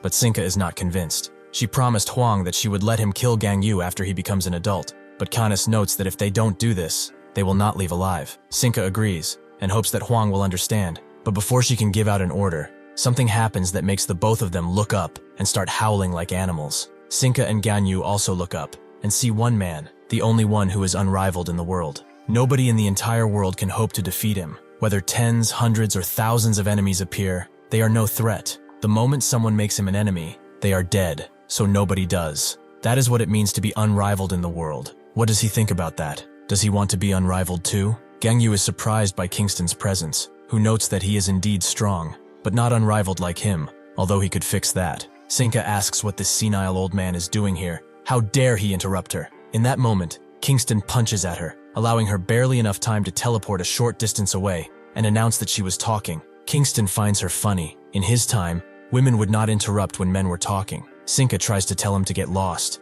but she notices the blood that's coming out of her nose. The attack actually reached her. Canis and Gato are afraid for her, but Sinka is more mad than anything. How dare a dying old man do this to her? Kingston notes that he is far from dying, as he's still standing proudly, although for someone as dumb as her, that might be hard to realize. Sinka feels insulted and unleashes hundreds of portals on Kingston, hoping that this was enough to kill him, but he is already behind her, noting how powerful her ability is. At her level, even Huang wouldn't be an impossible target, however. Both she and him have one glaring problem. Kingston punches her so hard she breaks her own barrier, and says that they trust their abilities so much that they do not bother to train themselves. To prove this, he will show her what a body that has been culled in fire and ice can do. Suddenly, a few portals appear behind him, and Canis attacks through them. Kingston naturally blocks the attack, but he can see that what he said for Sinka does not apply to her subordinates. They have some nice bodies. The three of them all jump him in the hopes of removing him as fast as possible,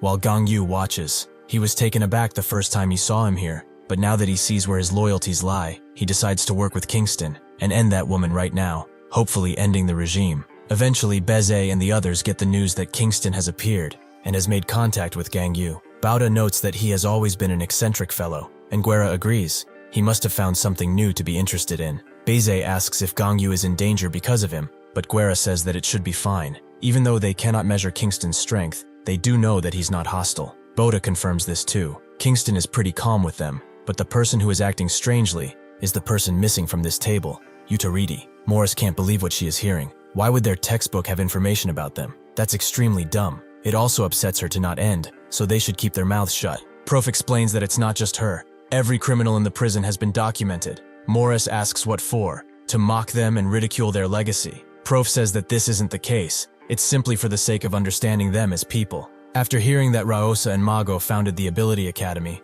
a familiar prison officer went out to find them. That officer was Gangho, who wanted to add criminology to the subjects of the school. Morris finds it ridiculous, but what do they think? After reading her past, what do they think of her? Prof tries to say something, but that's when an imposing figure asks him why he's chatting with a monster. He truly has not changed at all. He should have fired his ass when he got the chance. Prof is confused by his presence, but Utaridi tells the kids to listen well. The education they have received is entirely wrong, and he will teach them what they really need to know now. Criminals do not become criminals because of some lame-ass story about their little situations. Those who are controlled by their emotions would say that criminals become who they are because of the environment they grew up in. They try to trigger sympathy with these words, even though criminals have always just been prone to mischief. They are the mutants, the very cancers of society. Cancerous lumps like them have to be removed completely. He will give them a hands-on demonstration on how to do it right now.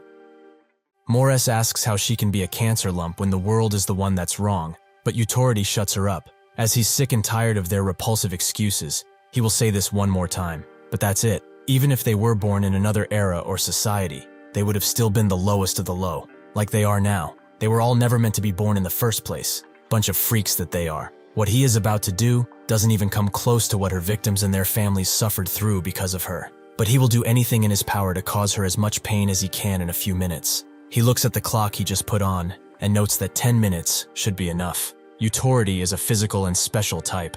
Morris holds her umbrella up and tells him to get on with it, and so he does, charging in with a punch that makes her vomit blood and pierce through her skin, but she uses the momentum to back away, summoning a bunch of chains next to her. Utaridi doesn't care for letting her do as she pleases, so he rushes in with another extreme punch and uses acceleration to hasten his attack to the point that only Moore's injuries can be seen.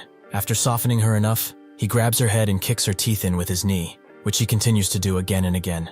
He asks if she's in pain. It seems that Tomai really treated her too nicely. Overcome with fury at what happened to her, Morris screams out, creating a large denial area, and the gentlemen from before appear to drag him away. But Utority activates acceleration again to get rid of them in a second, and 4 times it to jump in with a face-smashing punch. Blood flows like a stream out Morris's nose, and then he jumps in behind her to send her flying into the air. His brutalizing continues, blood flowing everywhere, but Prof and the kids do not even see Utority, as he is too fast for the human eye. With the last charge up, Morris hits the ground like a meteor, creating dust all over the area, but she is in too much pain to even notice or care. Utority knows she must be feeling a lot of pain now. That is the kind of face a beast like her should always have. He smashes her face with his foot, before saying that the victims who they have hurt, and the families that are still suffering even to this day is a pain much more than physical. It's something they have never felt in their whole lives. He looks at the time and sees that he still has about 3 minutes left. Morris asks if what he has is a time acceleration ability, and Utority confirms it. If he uses this ability, he can control the flow of time, or any item or living thing he touches. Obviously, this means that he can make time much slower, so she should feel this pain slowly, and then die, like the cancer that she is. While only a few short moments have passed, Morris felt like she was in a constant state of pain for months on end. Utority finally decides to let her go, which is a pity. If only he had more time, he would have made her torture last longer. Morris surprisingly begins to laugh, which Utority questions her about. Has she gone completely crazy from the sheer fear of dying? Morris doesn't lie. She is in fact afraid of death, but that is not why she laughed. She did not think she would be able to complete her mission, especially in this way, but she is glad. Utority asks what she is talking about, so Morris tells him. If she dies, everyone affected by her ability will also get dragged down to hell with her. It's the ultimate sacrifice. Prof is spooked by her words, but Utority looks at him sternly. In the other part of town, Kingston continues to use his expert martial arts to block those who attack him, and answer back with deadly punches of his own. Gato becomes enraged by all this, and charges in with reckless abandon, only to prove fatal as Kingston smashes her into the ground. Canis screams, telling her to release her leash, but Kingston punches him right next to her. They are truly arrogant, to think that they are strong enough to have limits put on them. In their measly power, they have grown far too complacent, but they should not worry. He will make it so that they will never fall into this complacency ever again. In an instant, both of their hands are cut off, forcing screams out of them. Kingston knows that they have someone who can heal them. She's not too bad. Sinka cannot believe what she is seeing. Just who the hell is that old man? She does not have long to think, as Gong Yu charges in with a breaking punch that sends her flying and hit the ground like a skipping rock. She attempts to catch her breath, but Gong Yu does not allow it, rushing in to attack once again. She attempts to attack him with the portals, but he easily breaks through her defenses and kicks her in the abdomen, leaving her at his mercy. She begins showing her true colors, begging for him to reconsider, but Gong Yu has no mercy left for any villain. He punches her again and again in the gut, each strike intensifying in power. Gato and Canis can only watch as their master is being dealt with. Gang Yu prepares the final mountain-splitting punch, making Sinka cry out, "She cannot die here. She was not supposed to." Gang Yu can only look at her with malice as he tries to strike her, but Kingston stops him. He should stop right here, as he did not do this just with his own strength. The ones that are unrivaled in the world should never get help like this. Utority asks Morris to say what she did again, and so she does.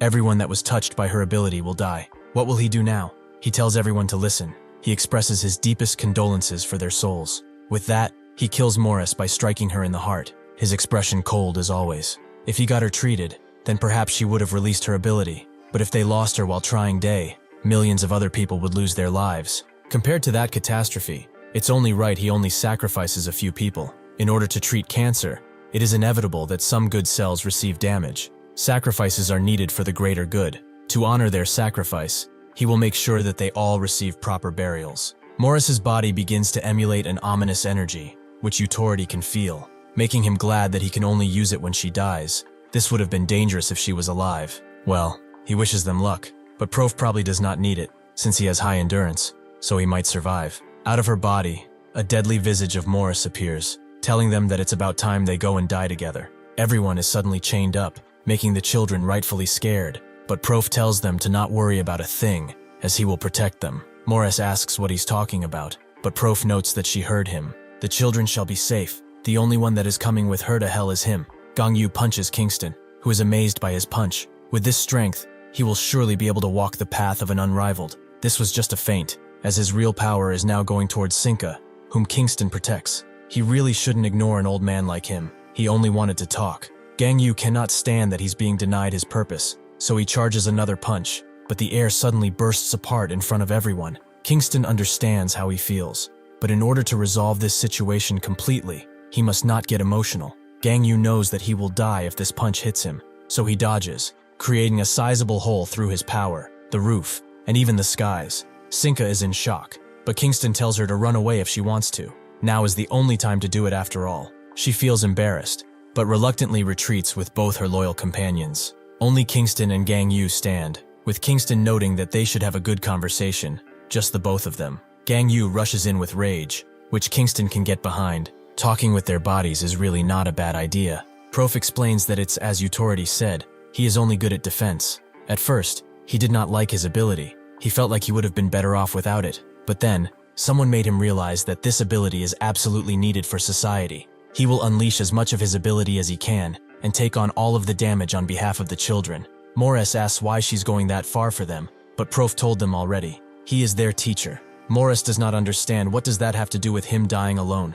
Prof knows that most likely, they will not be able to understand her, because of the different worlds they lived in. She was raised by awful adults and grew up as a machine, with the only purpose being to kill. Morris tells him to shut up. Prof knows that she had no choice in life, and was controlled worse than a puppet. Morris demands him to shut up.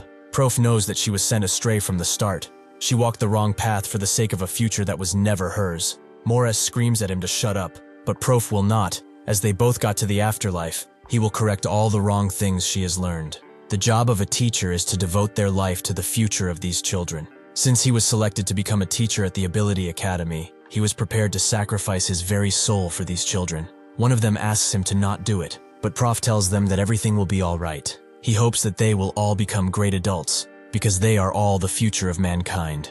Morris becomes enraged, as she remembers something from her past. One day, a teacher by the name of Taelum presented herself. She will be the one guiding them because they are all their future. In the orphanage, Taelum would choose children with abilities and admit them into a school that she specifically built for this purpose. She told them that she would become the queen of the world, and all of them would be taking classes in order to become her loyal soldiers. She hoped that they would pay close attention to the classes, as they are quite important. Morris and the other children took Taelum's classes for entire years. They were taught ways to easily slaughter people with their abilities, brainwashing classes on etiquette, loyalty tests, and so on.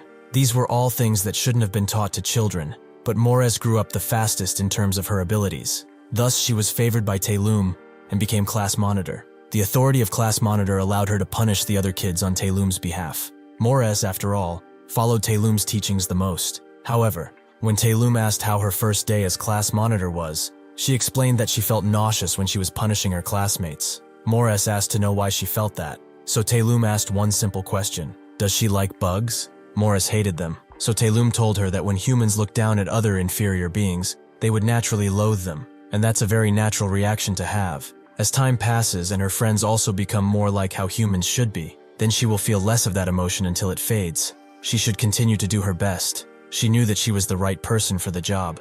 After that talk, Morris kept feeling that same nauseating feeling in her gut, like something was wrong. But just as Taelum predicted, that feeling faded. Near the end of their schooling, Taelum congratulated them on coming so far. Next year, they will be grown-ups, and she will be the queen of the world. That was how Taelum's plan progressed without hiccups, and she had an army of loyal followers who would do as she pleased. However, an incident took place that changed everything. Taelum's butlers, strong in their own right, were defeated with a few attacks by none other than Clark and Hilo, the special-type heroes. Taelum could not put up much resistance, which surprised Clark. Utority asked them to be careful with her, but perhaps he also just became too strong. He was also surprised that she would build a school and indoctrinate children into her agenda. She sure dreamed big. Hilo asked if they should go to the school too, which Clark did not feel like doing. But she pointed out that Utority will be mad at them if they don't, so they decided to stop by. They gathered all of the students and presented the body of their teacher to them, announcing that from today onwards, the school was closed. Everyone was naturally shocked to see their only purpose in life be so brutally killed, so they charged in all at once. With a single snap of her fingers, Hilo sent them all flying, while simultaneously knocking them out. Clark was surprised by how loyal they were, and Hilo wondered if it would be okay for them to bring them along. Clark told her that re-educating them so that they could blend into society would take a lot of money and time, and even if they succeed, at the end of the day, they are still killers. They will always have what they were taught in the back of their minds. Who's to say they won't decide to just start killing people? Perhaps they have been doing it up until now, but Hilo did not know what to say. They caught them before they had the chance of even getting out. Clark believed all of this to be a giant headache and asked Hilo what they should do with them. She said that letting them live would just cause problems in the future. It's much more effective to just get rid of them now. Their minds have already been indoctrinated, and since the world they live in no longer exists, they will definitely become villains. Clark agreed that rather than having to get busy in the future, they should put in some more work now and come up with the crimes they have committed later. Hilo told him to save some strength as they approached, but Clark did not seem to have an ounce of mercy in his expression. Clark and Hilo began to mercilessly kill the students, but Morris did not understand why. Other than them taking classes, they didn't do a single thing to anyone. Clark told her how it was. They were all dangerous. They were abandoned by their awful parents and then grew up in this awful orphanage. Little did they know this orphanage was run by a villain, and the only thing they have learned up until now is to kill and maim. That sounds pretty dangerous, does it not? Their parents would agree, since they abandoned them, that their mere existence was a mistake. He can only hope that she will have good parents in her next life, wherever that may be. As blood sprayed around, Hilo seemed to get a little too excited, and just before Clark moved in for the kill, he was stopped.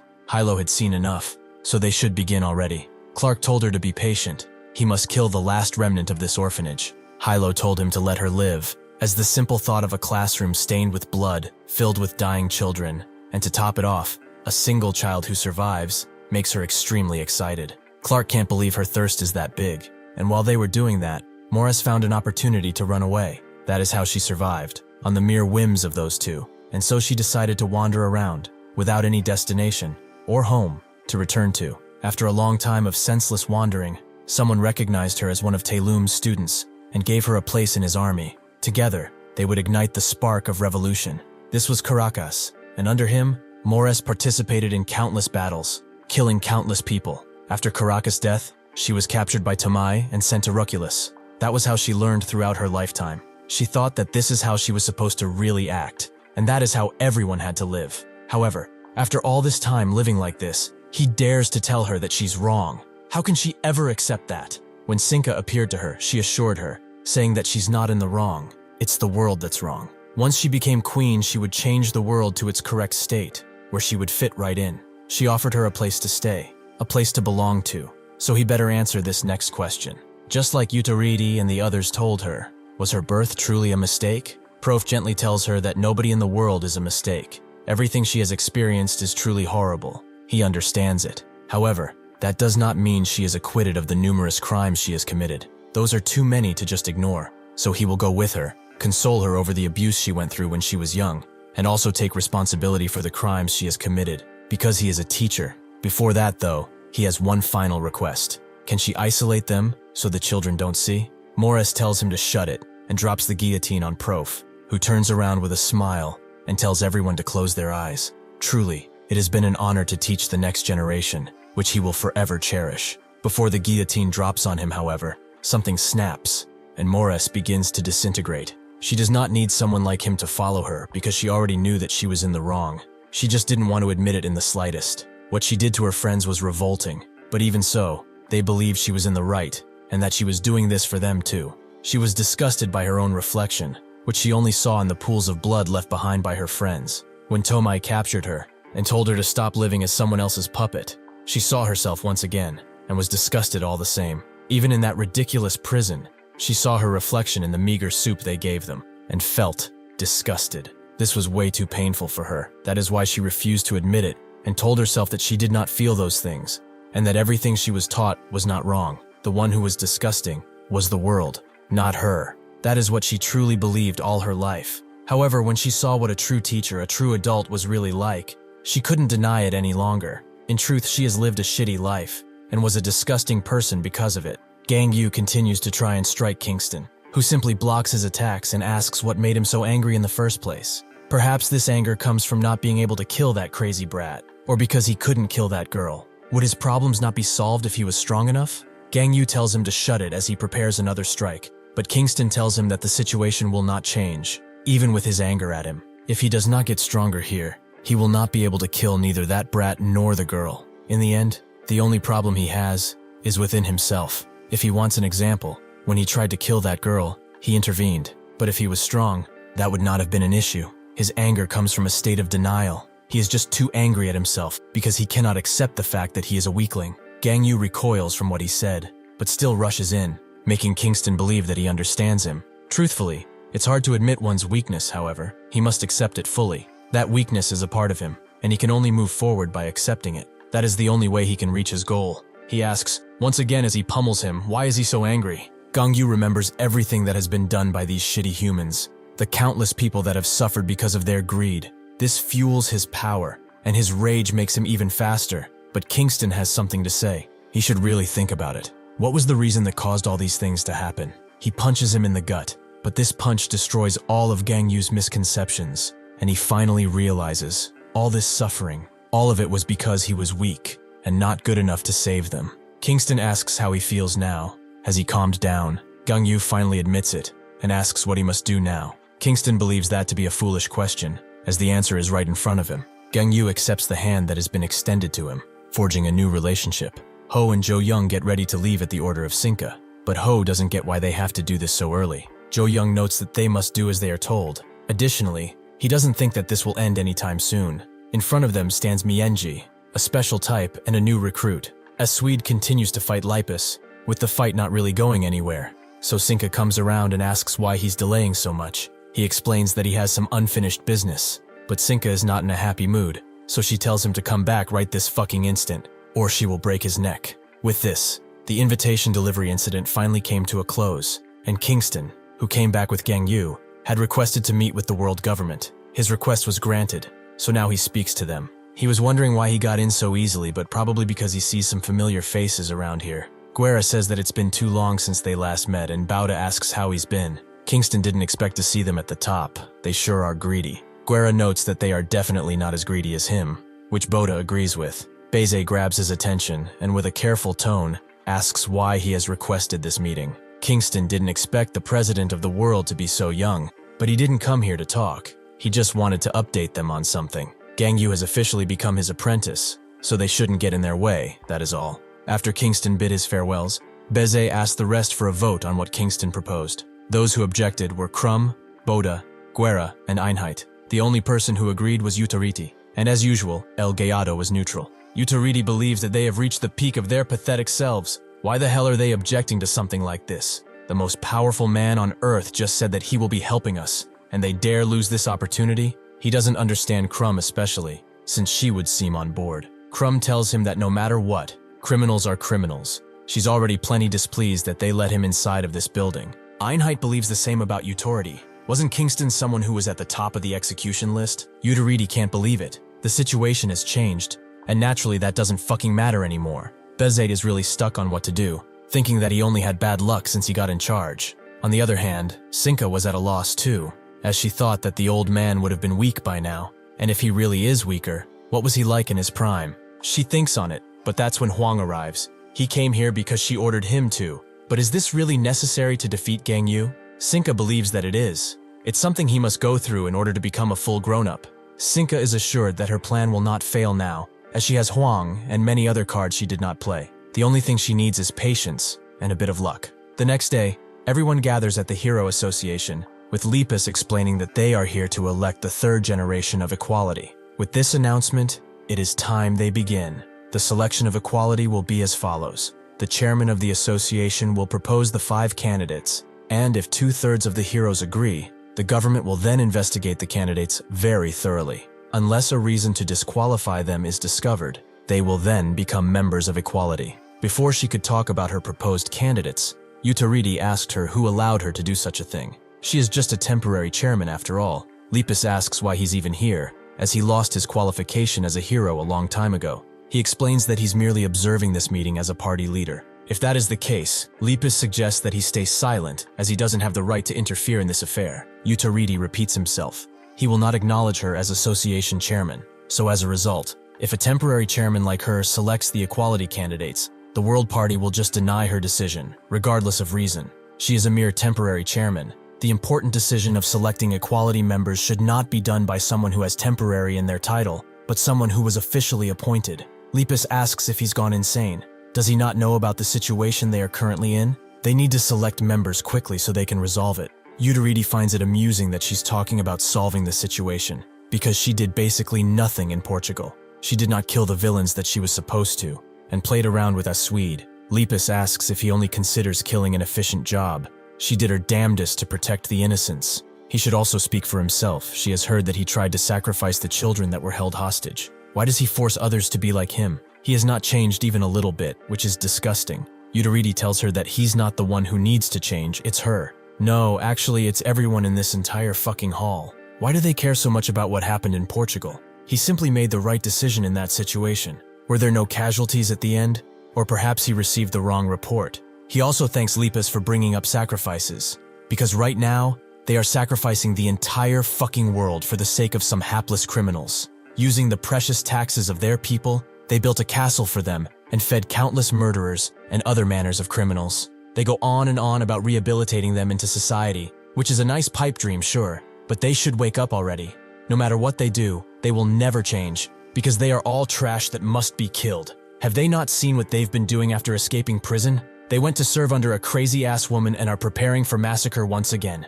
In this situation, she, who was a mere apprentice of Mago, dares to even want to select the new equality members and run the Hero Association. It's pretty obvious that she will begin preaching bullshit, like heroes should not kill, acting all righteous and noble, only to comfort herself. Let's be real here. Nobody wants her to become the Hero Association chairman, so she shouldn't try to act like one.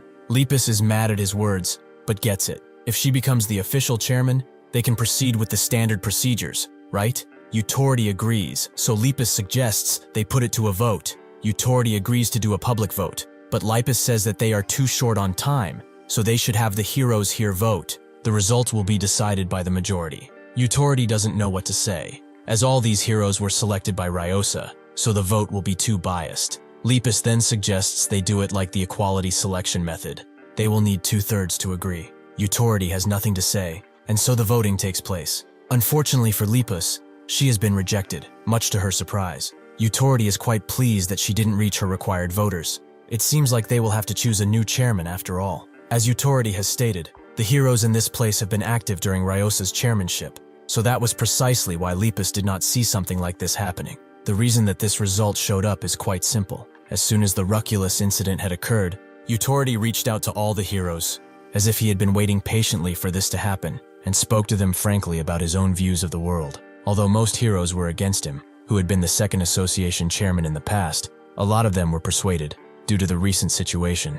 Although the most important thing is that even if they did not agree with his thoughts, there were a lot of hero who agreed on appointing a new chairman.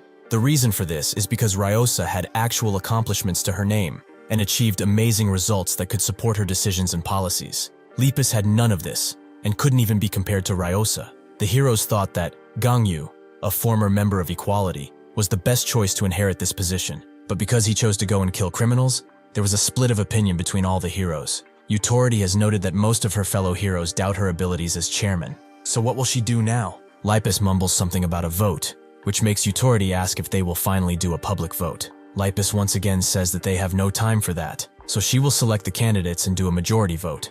Euderete says that she has it all wrong. The Ryosa she so admired and loved said that the one taking the position of chairman has to be determined through public vote. She has ordered that in time of emergency, the government can decide to shorten the election period. She should also be made aware of the fact that anyone can run for the chairman position, even if they are not a member of the association. This was a great policy made by Ryosa, so she should get her little magic staff and tell the government right fucking now. They will be re-electing the association chairman, so they need them to decide on the election period. She ought to do this much as chairman, even if she is a temporary one.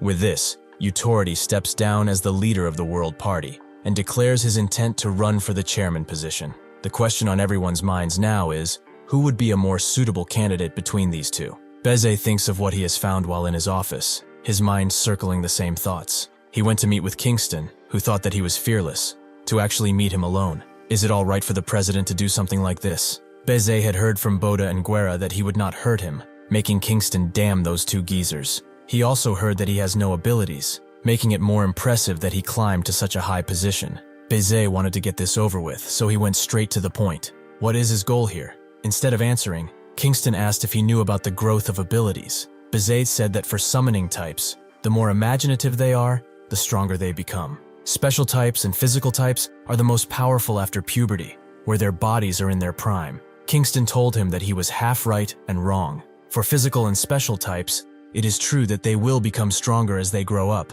but for physical types, they can break through their limits through sheer hard work. Is he not curious to see it? A human who has become a top-level special type, and how will he look when he will become a top-level physical type? Beze said that the country would not be able to control them if that were to happen, but that was not of Kingston's concern. If he's that interested, he should ask Gang Yu, as these are not questions for him. All he wants is to see how strong a human can truly get. Beze then remembered when Ryosa came to him, and wanted to use her authority to add another person to equality. This was unexpected, because she was really adamant on procedures, but she said that who she wants to invite is someone worth overlooking these procedures for. Beze knew that he would be strong after hearing her describe him like that, and asked if he could be trusted. Ryosa confirmed as much. He is someone who they can all trust. Because of this, he also decided to trust Gang Yu. Kingston knew that he had his answer, so he bid him farewell. It's not like he could change something even if he didn't trust him. Beze thinks that with this resolved, he will be able to rest a little, but that's when his secretary barges through his office and says that the Hero Association wants to elect a new chairman. Additionally, Utority has announced that he will run for that position. Beze is about to resign, as it seems like peace is not his fate at all. He agreed to Kingston's conditions, and only let the executives that attend the government meetings know about his plan. It is being treated as top secret, and the Hero Association chairman election will proceed with the guidelines decided by the government, which are as follows. After 3 days of candidate registration, there will be public debates held over 2 weeks. The chairman will also be elected through public vote. However, the elected chairman can only serve a term of 4 years, and once the Ruculus prison incident is resolved, their term will end. Originally, anyone in the world could register as a candidate, but because there would be too many candidates, only people that are supported by the representative heroes of the area can run. During the registration period, Utority and Lipus declared their candidacy. Mute, a special type hero, is the MC for the election and gives the candidates an opportunity to speak to the heroes. Utority goes first and decides to keep it short and sweet. They should take a look at all these faces. Because of their ideals, these bastards were released into the wide world. What do they intend to do with this? Will they spare them again? Imprison them again? Only for them to escape again? He trusts that they are not as foolish as he and everyone else thinks. Lipus goes next and explains that when Utority was chairman, she witnessed firsthand the numerous heroes who would commit murder for no reason. The number of innocents that were killed by heroes were probably more than those killed by villains. She knows the current situation is dire. A crazy woman who insists on improving mankind's genetics is threatening the world. However, Utority is no different. He and people like him determine what lives are important, and then force the minority to sacrifice for the greater good. Everyone is equal on this planet, so they should not forget the obligations that Ryosa emphasized throughout her life. After that, both of their strategies were to divide the support base. Both of them ran about the world to recruit their representative heroes into their own ideologies. The heroes that decided to support Utority are as follows. From North America, Angunasukti, and from India, Ajit Ledio. The heroes that support Lipus, who represent Europe, are as follows. From Oceania, Pocket. From China, Mianji. From the Middle East, Carfagar. From South America, Hassan, and from Africa, Alterigo. After securing support, they had debates up until the last day of candidate registration, tearing each other down again and again. On the last day of the candidate registration, Mute announced that the candidate registration was over, but just when they were about to start the final debate, they all saw something strange. Someone new has registered for candidacy. That person came in front of them and greeted the heroes. She introduced herself as Medius, and her current occupation is a high schooler. Lipus was confused about the situation, while Utority was more annoyed by it. Utority wonders what kind of situation this even is. Does she think that they are trying to elect a student for the position of a damn president? Besides, only people supported by the area representative heroes can join. Harfagar confirms that he in fact does support her, which confuses Lipus, as he was supporting her in the past. Harfagar explains that he changed his mind. He will support Medius from now on. That was how candidate number 1, Lipus, candidate number 2, Utority, and candidate number 3, Medius, completed their registrations. After getting back to his office, Utority sees that everyone is talking about that damn middle schooler, but the secretary expects nothing less. She's quite the topic after all. However, the public is criticizing Karfagar, and the middle schooler too, because they think that she's treating this as a joke. Utority asks if she's looked into her, which she has, but she only appears to be an ordinary female student with nothing special going on in her life. Utority then asks if she has some sort of ability, but the secretary did not look into that, although she suspects that she does.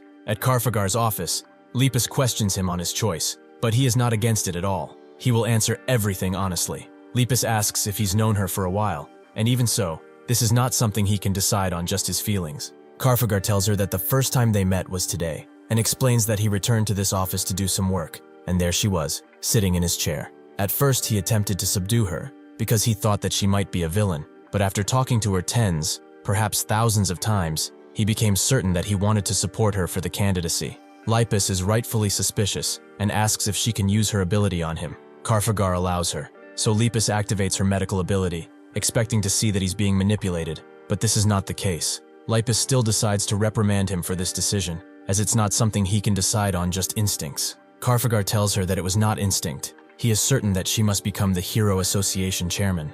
The appearance of an unknown person caused some havoc, but although she's unknown, she does not seem to be a threat. Utority and Lepus had tons of questions, but they judged that this would not affect the elections much, and so they focused on their own goals. The day of the debate approached swiftly, and Muta, who was the host once again, began explaining the rules. First, each candidate is given 10 minutes to speak. Their respective turns to speak is decided based on their candidate number. Each candidate can present their pledges during those 10 minutes, or ask questions to other candidates. The time used to answer these questions will be deducted from the time of the candidate that posed the question, so they can choose whether or not they want the full answer. Besides that, when other candidates are speaking, another candidate can raise objections twice and have 1 minute to object. After the candidates introduce themselves, they will then begin the debate. Lepus introduces herself first, Mago's apprentice and former Equality member. Next is Utority, former Hero Association chairman. Last is Medius, who only introduces herself as Medius. Lepus goes first and she begins in earnest. They have suffered through many wars before, after abilities appeared centuries ago. From when wars between countries started, to the unification of a world government, numerous internal strifes happened. After the appearance of the Hero Association, the war dividing the ability users into heroes and villains started. That was how they spent most of their time during the collapse of their already unstable society. However, thanks to the hard work of people like Ryosa, they were able to build a solid foundation for their society, and it started to perform its functions better than ever. They all remember the heroes of Utority's chairmanship. They were lawless, their beliefs misaligned with their jobs, and they only did it to kill villains, and even innocents. The past will repeat itself if Utority wins. The society they all built with their hard work will only crumble in his hands. Utority raises an objection for 1 minute of objection, and says that society is on the verge of collapse already. Can they not see the current situation? He truly cannot understand why he is recognized as a slaughterer when he holds back his tears as he makes sacrifices. However, when they sacrifice their entire society for these criminals,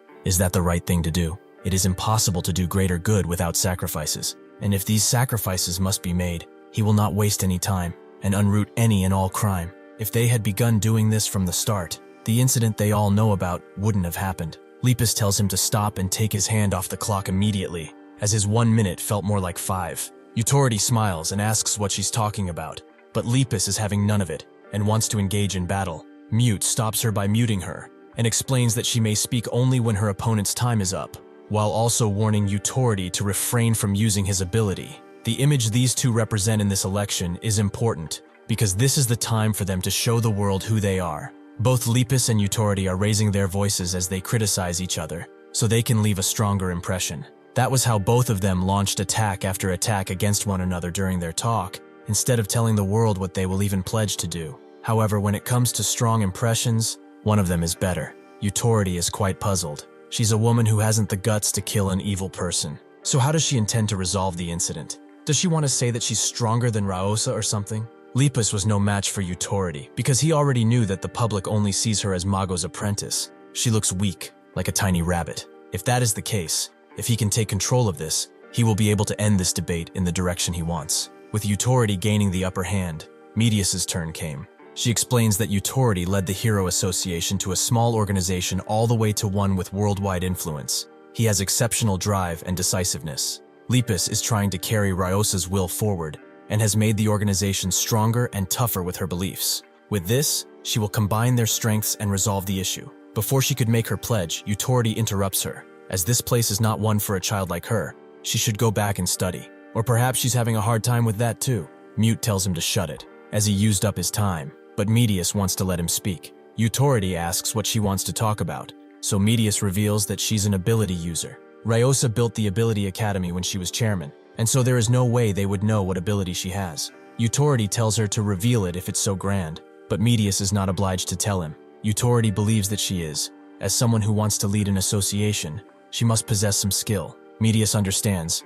If that is the case, they should fight as soon as possible. He only needs to decide the location. Everyone who is watching the debate is rightfully shocked by this, but Medius goes further, requesting an ability MMA-style battle. Utority began to think about it. This is an unexpected challenge for him, as despite how strong of an image he has crafted, he still began to think hard after this invitation. The scheme Utority has been using to build the image of others with his words is what is hindering him now. If he agrees, since he did treat her like a kid, he could become someone who fights kids. However, if someone who has tons of political influence fights in a rink, then they will be reduced to being the same level as his opponent, which is a loss. If he wins, the victory will be meaningless. And if he loses, that will be the end of his political career. If he rejects the requests, he will become someone who is scared of fighting kids, and a coward. That's what the people will immediately think of him as. Utority decided to use his ability to accelerate his mind and think of numerous plans. No matter what he chooses though, the information that he has to obtain first would be her ability. What could she even have to invite him with such confidence? In a forest, Kingston stares at the sky, asking Gang Yu if he too feels that things have been out of place recently. He asks what he means, so Kingston explains that he feels like things that were already said are being repeated. Gang Yu doesn't know, as this is all that he's doing, but how long will he have to do it anyway? Kingston doesn't get this feeling. Perhaps he's going senile, but something really is strange. Medius would like an answer from Utority, who says that she's acting on emotion, just like a kid would. How could she suggest such a thing when they are having a simple debate? This is not her playground, nor her little toy house. Medius explains that she's serious, and he said so himself, that the most important aspect of a chairman is their strength. When he was talking about Lepus, he said that she was weaker than Ryosa and cannot be trusted because of that. When he was association chairman, he also made heroes fight between themselves to assign them tiers, so they should see which tier they are in and decide a good location already. Utority regrets having toyed around with this snake, as she's quite venomous. And unlike him, she has nothing to lose. Utority agrees that her words make sense, but before he can say any more, Mute uses her ability, as Medius decided to not give him any more time. Utority is quite mad. This kid just cut him off after she almost heard the answer she wanted. Just what ability does she have to make her so confident? Utority believes that it's time to gamble. He will use his fastest attack to test her out, but before he can, he stares deep into Medius's eyes and sees something that shocks him. Since she only has a few minutes to speak, she decides to make an impression. After numerous wars, their society has become like a tangled knot, as they have problems they can no longer fix. The person who cut this unreasonable knot apart was Utority. However, he did not pick up the severed pieces, and continued to cut and cut. That is how the normal rope which had done nothing wrong got destroyed. Ryosa was the one who received that rope, and tried to put it back together. But even her knot had rotten parts, which are causing the problems of today. However, even if she will maintain its current state, she doesn't want it to be cut up in two like before. She will carefully dissect the normal rope without breaking it and put it back together. This is not the time for extreme measures. They need to find the center and move forward in a balanced way. If she becomes the association chairman, she vows to request the government give heroes the right to perform executions, and the heroes who will have this privilege will undergo a strict inspection first. She promises to exercise caution and deliberation in determining the villains that are to be executed.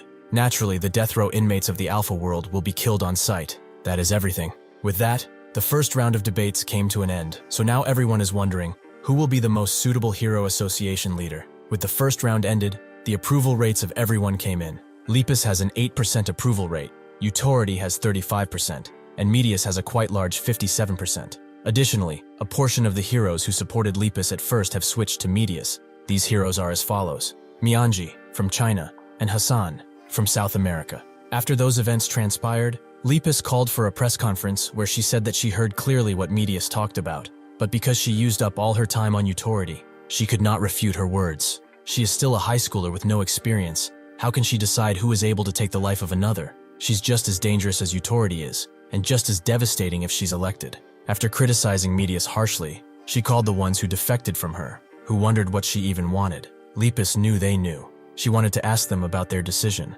Hassan tells her that he just went with his gut. That is all he needs, basically. Lepus did not expect much from him, but she's more surprised about Mianji, as she did not expect her to do this. If her teacher, Yujie, knew about this, he would probably be sad. Mianji thinks of her teacher, who once told her that the world is complicated. Things that were thought normal in the past become sins, and vice versa. He killed tons of villains in his past, as his reasoning was that it was the only right thing to do. After meeting Raosa, however, he changed his mind, and even then, he does not think that his current thoughts are correct. That is why he told Mianji that there are no perfect answers in this entire world, so no matter what situation she faces, she just has to do her best, as that is all that matters. After hearing the debate, she determined that Medius is more suitable for the position of chairman, rather than her. Carfagar tells her once again that they will not change their minds, so they hope that they can avoid meeting with her during the election period. After the first round of debates, everyone in the media began to focus on Medius. There were articles upon articles about her school life, her family, and her fight with authority.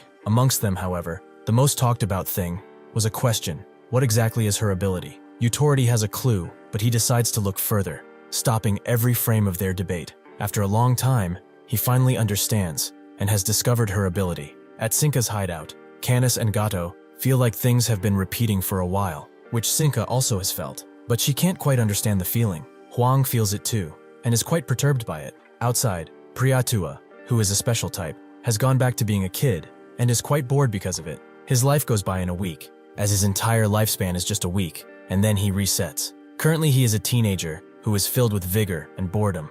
Natra gets it, but Sinka told him to wait around here in case something weird happened, so they should do just that. The artist is getting inspiration from his ability, but Priyatua asks Natura to go out for a while, just the two of them. Natura explains that Sinka will be mad if she finds out, but Priyatua says that they don't need to get caught then. They will just be visiting a nearby village. It's like they are doing recon or something. Natura thinks about it for a while and decides to do just that, as it's been a while since he has gone into the wild. He asks the others if they want to join, but both are too preoccupied. And Vidi believes that just like in comics, characters who don't listen to instructions and go out are the first ones to die. They ask Asweed too, who remembers how Sinka reacted and decides to let them go on ahead. After a while, both Natura and Priyatua end up in a field, both happy to finally be out. But that's when they notice a bunch of lights, and 3 people standing right next to them. Mianji, Hassan, and Carfagar are ready for battle, all under the watchful guise of Medius. Utority immediately wants to hold a press conference and accept the fight request too. His secretary thinks that he's joking, but he's not, as that's the only way he can win. He knew something was weird.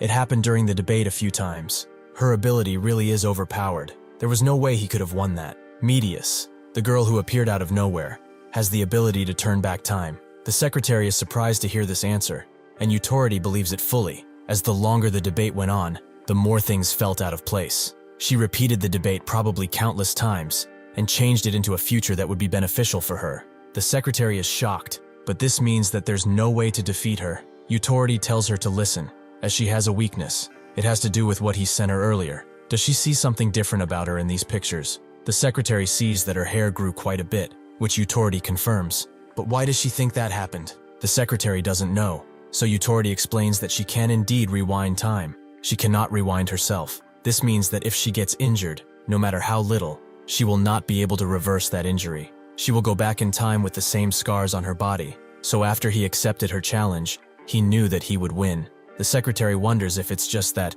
she can control time, sure, but she would also be strong physically, right? Utority tells her to not forget. He's also a time ability user, and he has controlled time for far longer than she. He will win, as he knows the fate of time ability users best. No matter how strong, they will always have to pay with their lives. Natura uses his plant growth ability to attack Carfagar, who simply cuts the plants up. His ability is beautiful, not fitting for a murderer, but he likes it, as he can see the curvature of the plants. However, just so he knows, like his plants, his blade has curves too. Hassan rises high in the air and tries to smash him with the hammer, but Natura gets out of the way. Hassan can seal the abilities of a user for 24 hours by striking the top of their head. That's why he's titled the Headhunter. He tells Mianji and Karfagar to take that guy's bandana off his head, as he cannot see it well. Mianji's ability is a transformation sword. Depending on the color of her mask, her ability manifests differently. She uses a blue mask to freeze Natura's feet, who is rightfully scared, and asks Priyatua how long they have until he's an adult.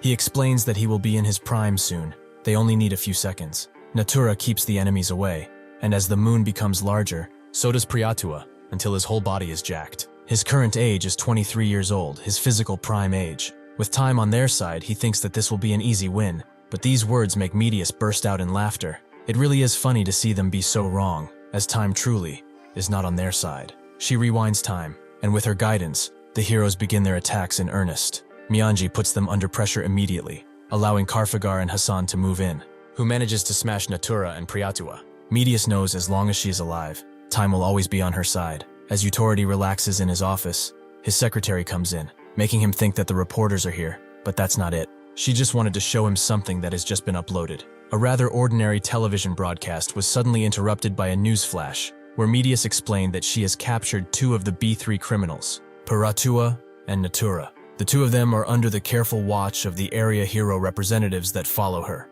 She was going to kill the villains, but she's still a civilian, so she will hand them over to the government for now. How they will be dealt with in the future will depend entirely on the upcoming association chairman. Additionally, about her fight with Utority. Since things are urgent right now, she will fix the fight date with him after she's done with her business. Their focus will consist of capturing all the villains instead of infighting them. She trusts that Utority understands, and with that, the broadcast ends. The secretary tells him that besides that, she requested to speak with him, so what will he do? Utority has no choice but to invite her inside. But what does she even want? Did she rewind time this time too?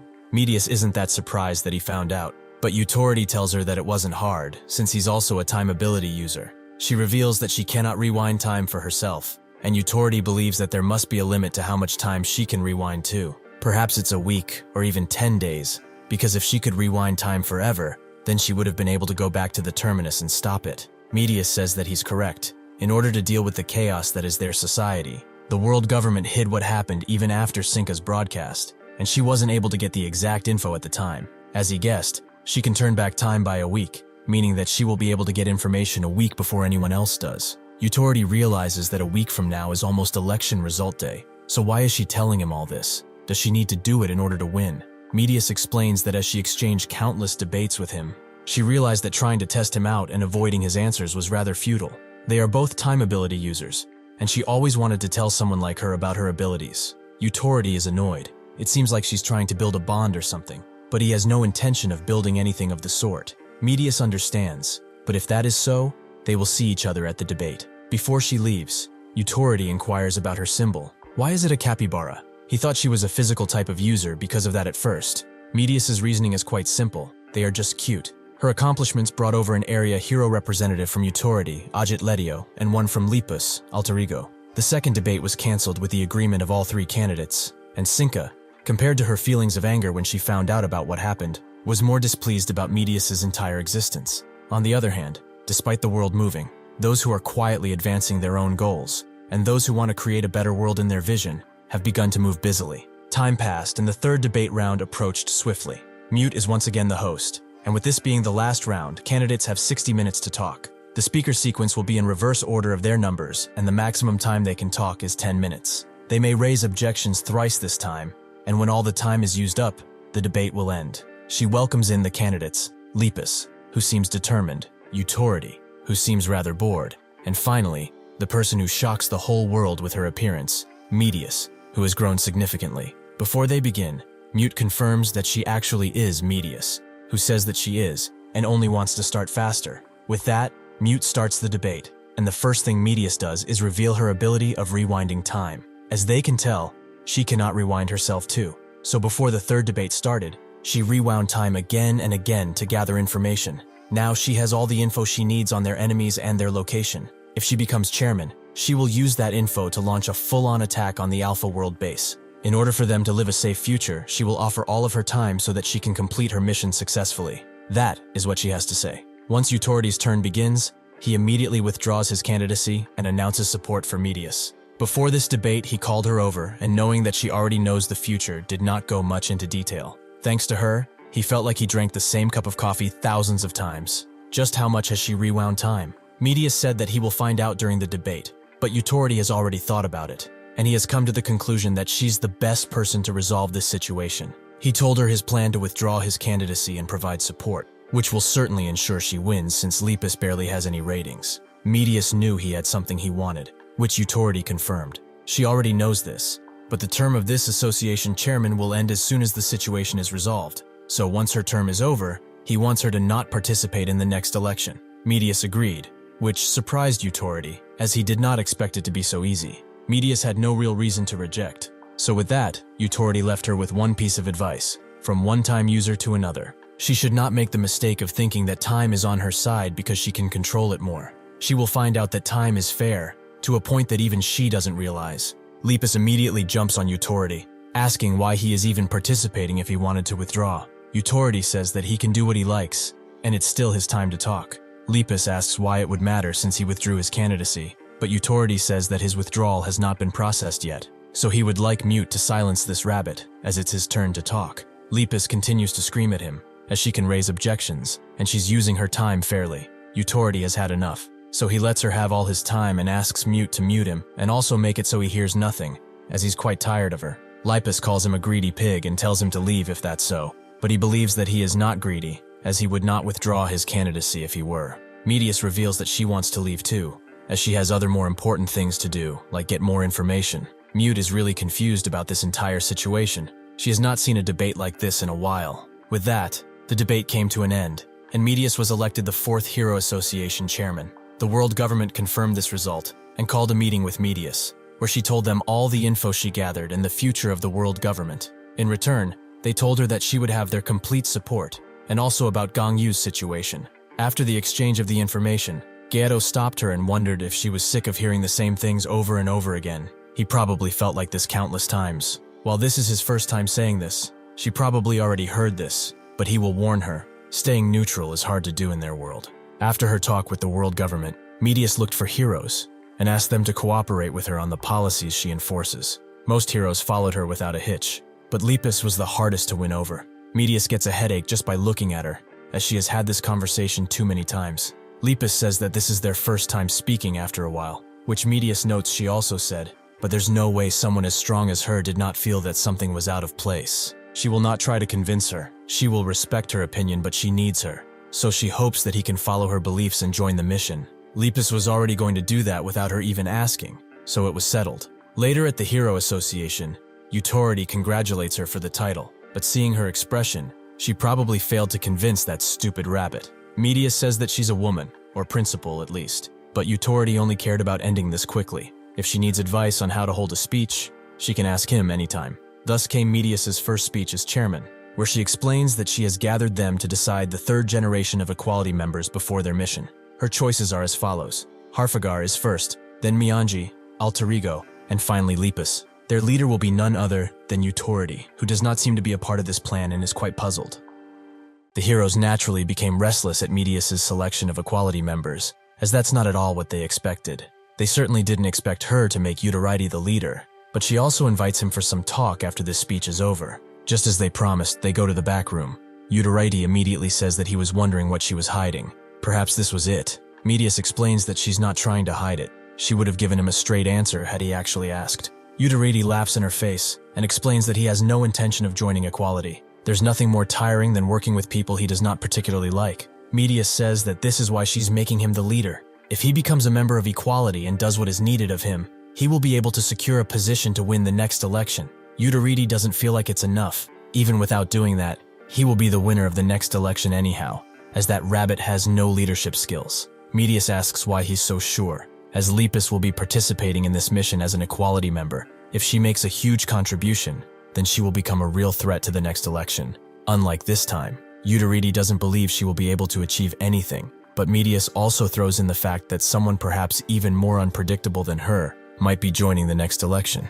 If he decides to help her with this mission, she will use her ability to help him win the next election. Utority is surprised by this rather generous offer, but Medius isn't done, as she tells him that if he helps, she will gain more authority as association chairman. and that will benefit him in the next election when he's trying to get this position. Yutariti looks at her and decides that since in the future, he will be a part of equality anyway, given she has not turned back time, he will help, but she should keep her promise of helping him in the next election. Medius is glad that he came around, but the more they talk, the more fascinated she becomes. Yutariti asks why, so she tells him that in most conversations she had with the heroes, they would ask her if they would survive this mission, but he has not asked it a single time. Yutariti does not see death in his future, only the position of association chairman. She should prepare the plans quickly so that they put this mission to an end soon enough, because the next chairman shall be him. Through yet another speech, Medius explained her reasons on why she chose the Equality members and asked the heroes to agree. That was how the third generation of Equality members came to be selected.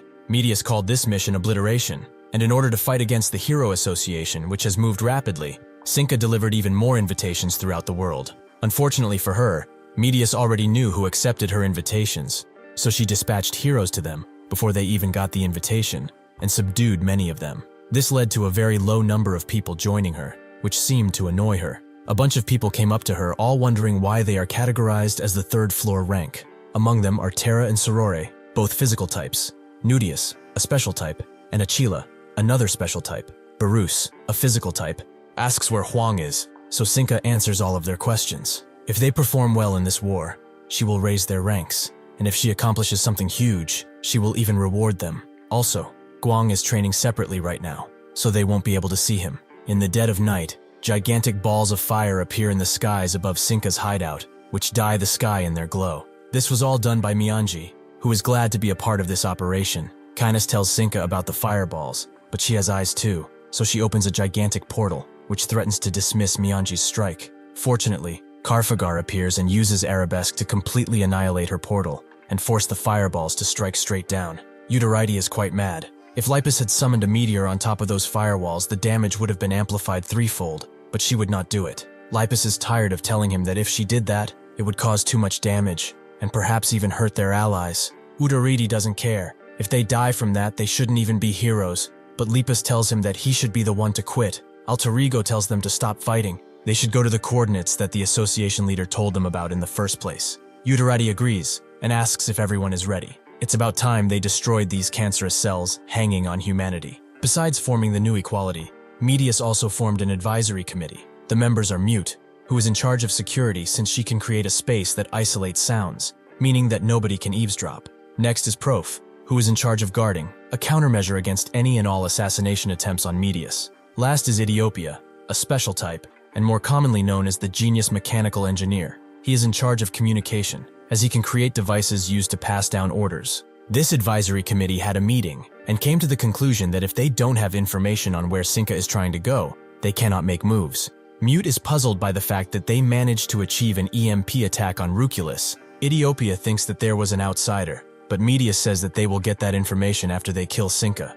They will simply use psychometry to find out. They should focus on their mission now, however, as it takes precedence. Medius had used 2 years of her life to prepare for this mission. She had used that time to think alone, eat, and sleep, among other things. The motive behind this amount of planning was to try and prevent the death of all heroes, so the moment things turned dangerous, she turned back time. Medius thinks that her ability is inconvenient. It would have been better if she could rewind her own time while keeping her memories. She kept rewinding time and forged the future she wanted, together with the advisory committee. Yutariti knows that she rewound time a lot of times. She is dreaming of a perfect future, even though he already told her that time will always be fair. She should keep rewinding as much as possible because the future she wants will never appear. Medius had dispatched heroes who were strong against their respective opponents. She tells the area representative heroes to take care of the level 2 villains who received invitations. As for the level 3 and above, they should not worry, as the equality members will deal with them.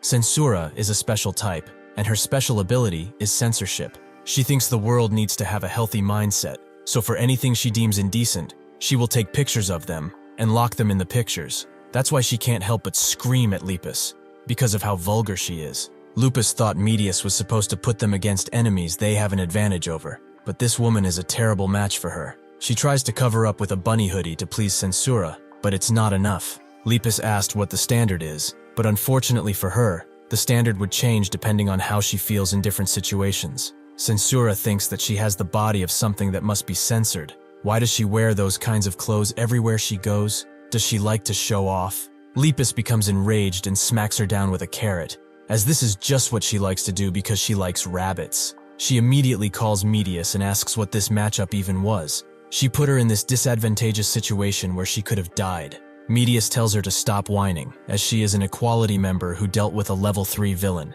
She sent her after Censura because she's unlikely to kill others. She is someone who they won't have issues with even if she lost. And besides that, there are civilians among the people she trapped in the pictures. If they kill her, there's a big chance the civilians will die. This is why she paired with this villain. Lepus calls her an obnoxious brat, even though she's an adult now. Carfagar meets with his opponent, Sorori, who actually wanted to meet him. She wouldn't have thought that she would get the two individuals who call themselves the Sword Gods. Today is definitely special, a day good for dying. Although she asked the other Sword God for teachings, she was rejected because it seems she has not obtained the swordsmanship she wants yet. This is why she wants to ask him, what is the blade? She has cut down numerous lives, but she does not get it. Will she know after cutting more? Carfagar admits that he has also cut down numerous opponents to gain realizations. He mercilessly cut down even those who begged to be spared because he wanted to gain realizations. However, he obtained the most important one in a place he never imagined he would. The sword is something she could never achieve. They both draw their blades, but before Sorori could even move, Carfagar has already finished her. The sword is not a tool that one wields for their own, but for the sake of others. Utaridi eventually gets to his opponent, Patera, who recognizes him. He's pretty old, but he's got quite a big fighting spirit. It is a pity Carfagar is not the one who came here, but he is fine too. Utaridi tells him to stop talking. He hates trash like him who spews crap as if they got some right to. His words are useless, so he will just kill him. Utaridi gets right to business and punches Terra straight in the gut, who tries to strike back, but Utaridi gets out of the way. Terra is impressed with how heavy his punch was. He wonders if it's because he accelerated time, but it was swift too. It seems like slashing would be more satisfying for this occasion. Utaridi asks what the hell he's talking about. He hasn't even used his time ability yet. What happened just now, and what is happening currently, is happening in real time. It seems he cannot dodge a simple attack even after transformation. Even among physical types, there are different grades,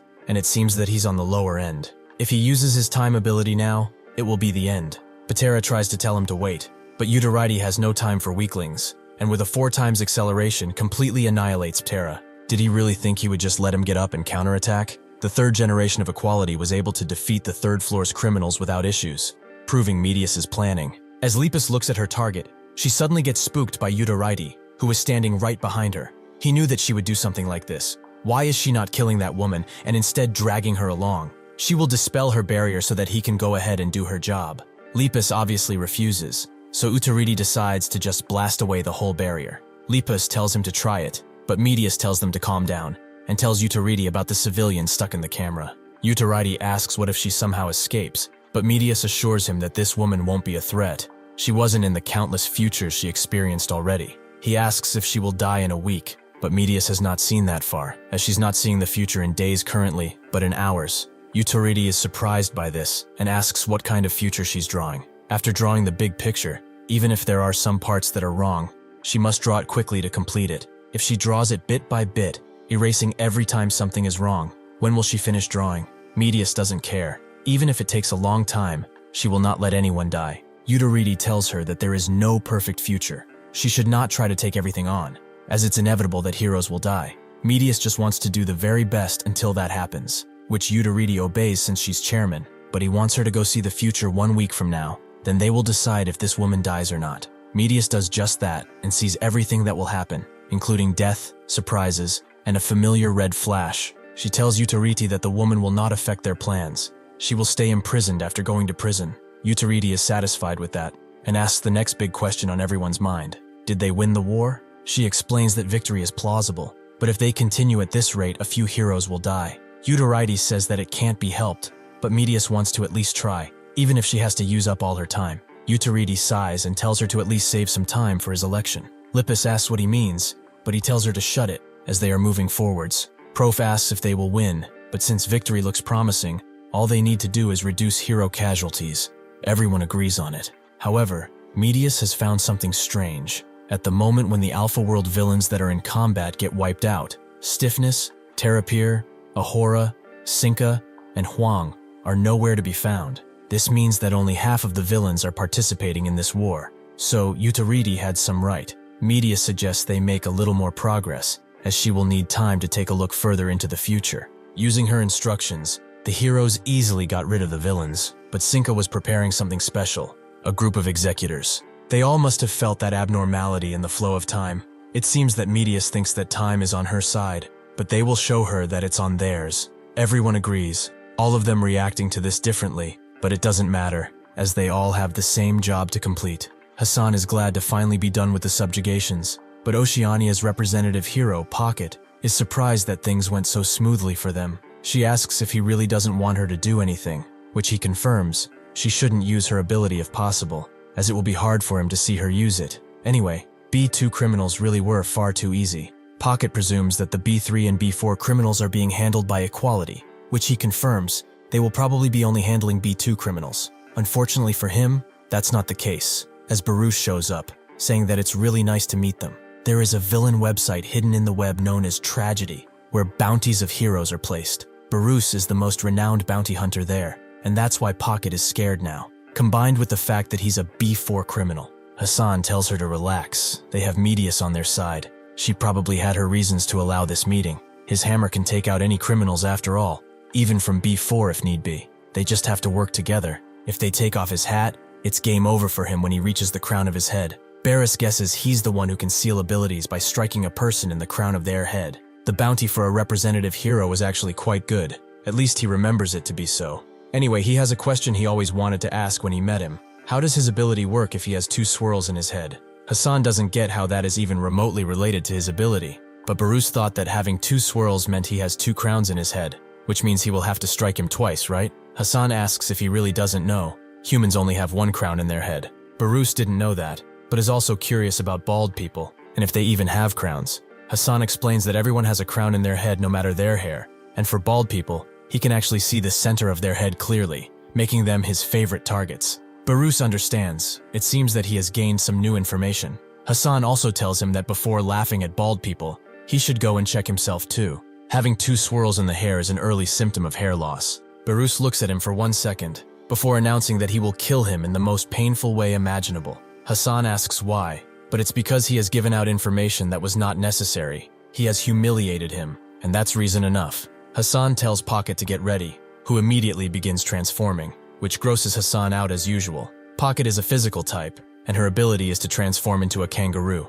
Baruch likes this. Physical types are always fun to fight. In the mountains, Kingston tells Gang Yu about physical types, which unlike special or summoning types, who control their energy externally, physical types do it internally. For those ability users, the strength of their ability is basically decided at birth, and there are many of them who would get lazy because of this, and ultimately give up. That just means their vessel is not big enough. If their vessel is small, their energy will naturally overflow, and it will keep flowing. The size of said vessel can be grown with training. They will refine his together to make it even smoother, and he will learn to control these energies. Additionally, those who have reached the level of controlling their energy are a threat to be reckoned with. Even if they are physical types, they can infuse their energies into an object. After this mighty shot, Baruch brings out his lasso and captures both heroes in one fell swoop. They can't do anything anymore, because he has his energy fused into this thing. With them in this state, he will take his time ripping their skin off. Suddenly, Gang Yu appears and uses a destruction fist on him, surprising everyone there. Kingston is glad to see that he is able to grow quickly. He just needs to feel the energy of his body in that manner, and move with it. He looks closer at his opponent, and sees that he's the perfect warm-up for this lesson. He wants him to strike that guy by mixing special type abilities in, just as he has practiced. He will fail if he kills him in one strike. He must use at least 3 or more techniques. Baruch can't believe that he's being treated like a punching bag, and Kingston sits down. He will eagerly watch and see what his apprentice can do. The Hero Bounty website is called Tragedy, and when the Hero Association worked on tiers, a bounty was paid, beginning from tier 5 all the way to 1, with rewards varying slightly. The biggest bounty that Baruch ever got in his career was from killing Cones, one of the Equality's members. After taking him out, he was able to retire and live a free life with the money. Looking on Tragedy became just a hobby for him. However, one day, a bounty that piqued his interest appeared. That was for Gang Yu, and even though he was an Equality member, there was no real bounty specified for him. Since he was curious, he contacted the website, and they told him that they simply could not estimate his worth. since he did not participate in many battles. They offered him the position of finding out how strong he is. They promised to generously reward him. Barus refused. He had everything he needed after all. At the time, he left it at that, being slightly curious about him, however. He heard about his win against Xiong Huan, so he really wanted to check him out. He wonders, just how much is he worth now? He shoots 5 swift bullets at him, which Gong Yu easily deflects with the back of his hands and uses a Darkonva-style punch to close the distance immediately. He punches Barus in the air and begins assaulting him with a flurry of blows, making him understand why he did not have a specific bounty. Just like Tragedy said, his bounty cannot be truly estimated. Barus bears the full blow of a mighty punch, sending him to the ground, leaving the other two surprised. They knew he was undergoing some type of secret training, but they did not expect him to be learning from Kingston. With this advent, they both ask to be his students, but he tells them to get lost. He has no time for weaklings. Hassan is really sorry that he ever doubted Medius. This is why she let them come here. She really is the best. Kingston thinks of her. He had thought that her ability was on par with Euterides, and he was quite annoyed. With her ability, she could shape the future in any way she wanted. He thought of this idea as far too boring, so he wondered if he should just kill her right now. But he remembered what the old chairman told him, that if he does anything bad, they will no longer entrust Gong Yu to him. He thought they were threatening him with that, but the old man was simply asking for a favor. Kingston was surprised. He is the leader of the entire world, yet he bows to another? Has he no pride? The chairman told him that he was going to do whatever for humanity, impressing Kingston, so he agreed. With this in mind, he decided to just sit around for a little, and then kill her if he was bored. When Medius once again rewound months and months of time, Kingston decided to kill her. However, he clearly saw what would happen, her abilities not being able to blind him. Gang Yu was not at the level where he could sense it yet, so he just told him to focus on his training. Kingston was surprised by the future. He certainly did not expect it to be at this level. He congratulates Gang Yu, as his technique has become even better. It truly seems that there's nothing better for improving his abilities than a true fight. He still has a long way to go because he still cannot sense what he can. He will have to train him through more fights, meaning that this will be much more fun than he previously anticipated. Eventually, Medius gets the news that Gang Yu has defeated Barus, meaning that at this rate, they might really prevent any heroes from dying. Medius still wants to rewind time. She will slowly put this big puzzle together, piece by piece. The news of Gang Yu joining spread among everyone. Euterides believed it's about time, but this meant that they only needed to go after Huang Xionghuan. Suddenly, Maledity appears and asks why he's treating the rest of them like they do not exist. It's really nice to meet the former association chairman though. She can say that. Euterides corrected her. He is the future association chairman. Mianji was faced with Ho and Zhou.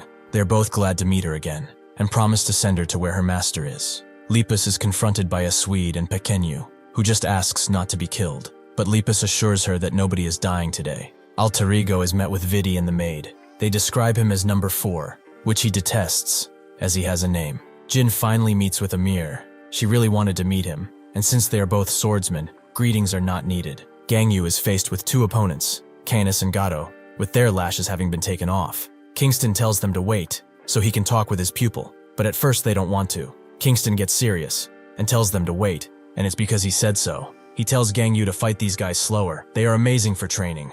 Gang Yu has followed his instructions to the T all this time, but how much longer does he have to hold himself back? Can he just off them already? Kingston refuses. He probably realized that he has gotten stronger than before, but that is not nearly enough. He should understand that in this place, other than himself, nobody can match him, but that's only available for this place. Gang Yu doesn't get it, so Kingston tells him that he still has not felt that even here, he has to get better at controlling his energy. Gang Yu doesn't know what he's supposed to feel, but Kingston tells him that he will know soon. He lets them fight, but charges Canis, as this will be a one-on-one matchup. She really shouldn't worry for her friend here. He won't harm him, but if he at any point tries to save him, he will kill both of them. If she fights Gang Yu well and wins, they will both be let go. Gato does not get what they are after, but Kingston simply wants to see something before dying, to see humans who have reached the peak of humanity. With that, he lets them fight, but not before telling Gang Yu to use as many techniques as he can, and not kill her instantly. After all, only with that will he be able to win.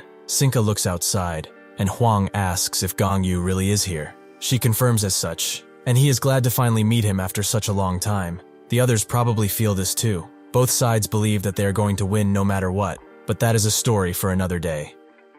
And that day is now. Medius repeatedly rewound time and designed the battle against the third-generation equality. She saw people like Mianji, Alterigo, Carfagar, Lipus, and even Utority. She has set a course where they win every single battle. It is a close one, but it will be won.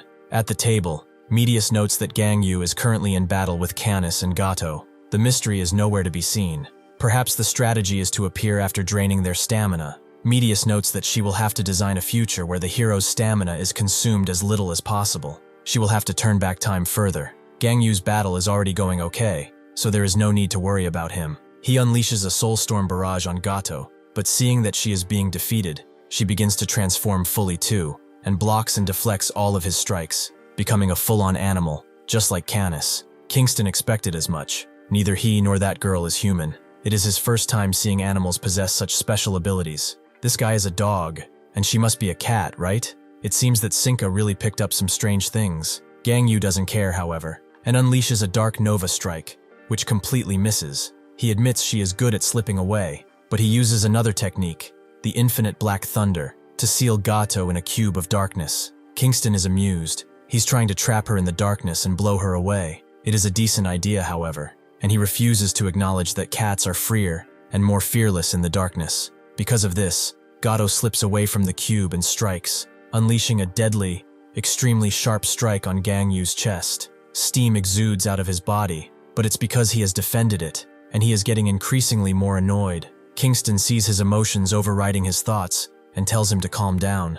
Gang Yu takes a deep breath, and then his expression immediately turns placid again. Kingston appreciates that he is quick to regain his composure and tells him not to try to catch and kill her. Has he ever seen a cat get caught easily? It's about energy. He should focus on the flow of the opponent's energy. While training Gang Yu, Kingston identified two problems with him. He possessed such an incredibly powerful special ability that he never felt the need to train his physical body. Therefore, regarding the flow of supernatural energy, he was only skilled in its emission. He had never truly sensed the flow of energy moving within. The second problem was his pride. One day, he asked him what he thought of the bastards he might face, and Gang Yu said one simple thing, that they are all insects that must disappear. Kingston expected as much, and told him that from this moment forth, instead of seeing his opponent as an insect, he should view them as a fellow martial artist. To train his energy, he must respect his opponent as an individual to grow even faster. Gang Yu was surprised, and asked if he had fought while thinking that way all this time. Kingston confirmed as such. He tried to understand what his opponents went through to gain such powers. He gave respect where it was due, and tried to understand them. Gang Yu was shocked, but Kingston told him he didn't need to try to understand. Still, he should at least see where they come from. As he continues fighting her, Gang Yu doesn't get it. Understand them? Just what on earth could he possibly understand? From this trash? No matter how much he thinks about it, they are all just people who deserve death. However, a thought comes to mind. People who did nothing wrong and were victims of circumstance. People who would forgive others even though they did terrible things. Even Tomoki, who has been sentenced to death. At one point, Tomai explained that when they were young, she was someone who would come running, as if she were the one in pain whenever he fell. So why did things turn out like this? Finally, he remembers the woman who brought him into her own team, who spoke with confidence and trust to everyone there. Now, seeing Gato charge at him, he finally realizes and sees what Kingston has been seeing all this time, the way of everyone's martial arts. Gato knows she's cooked too, and can't even react as he unleashes a devastating strike, completely eradicating one side of her body. Kingston is impressed, and Gato tries to resurrect, as she has more lives, but another devastating strike appears out of nowhere, and she can't resurrect at all. Kingston applauds him. He has taken a few more steps forward, and extremely large steps at that. From this moment forth, there is nothing left for him to teach him.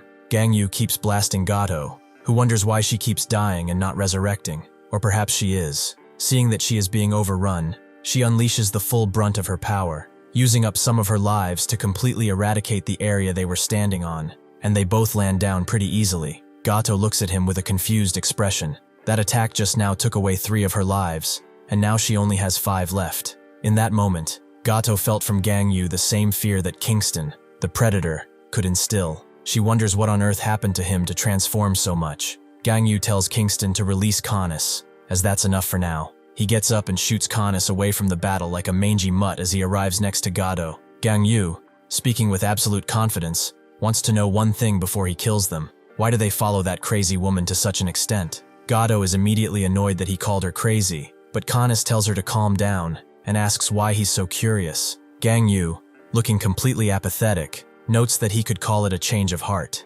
Kanis grits his teeth and explains that they were born with supernatural abilities in the form of beastmen. Because of his appearance, he was ostracized by the pack. Afterwards, he was picked up by humans and subjected to many biological experiments. The one who saved them was Sinka. She came through a portal one day, apparently, and she liked the spark in their eyes. She explained that she was different from other humans, that they were just products of evolution. They are not meant to be experimented on by failures. If they come outside with her, they will change this broken world together. On that day, they received a new life from Sinka. Now he wants to ask one thing as well. Why is it that, even with such strength, he is not joining hands with them? The old Gang Yu would have now exploded in anger at Kanis's words, and likely tried to kill him then, but the Gang Yu have now calmly answered that question. First of all, the manifestation of abilities is not a genetic factor. Just because only those with abilities are kept alive, does not mean only children with abilities will be born. Children without abilities can also be born. What will they do in such cases? Will they eliminate them? Call them mutants? Just as they were treated as mutants and discriminated against. If they discriminate because abilities do not exist, it is no different from doing the same thing that was done to them. If they justify discrimination with discrimination, then the things that happen to them would become justified, which is contradictory. Finally, because of what they've done, someone precious to him has passed away. Kanis says that couldn't be helped. A sacrifice is needed to create a better world. Gang Yu tells him that if he approaches it that way, then, as he has kept saying, the things they went through can be excused as a sacrifice for someone else. Can they? This leaves the other two speechless. Kingston thinks he is maintaining his composure pretty well now, and that's it. He remembers it well. Anger is an emotion that scatters strategy. One thing he is worried about is whether he can actually maintain his composure if he were to see that brat again. Gang Yu asks if his curiosities are sated, and Kanis admits that there are contradictions. Even this world now is full of them.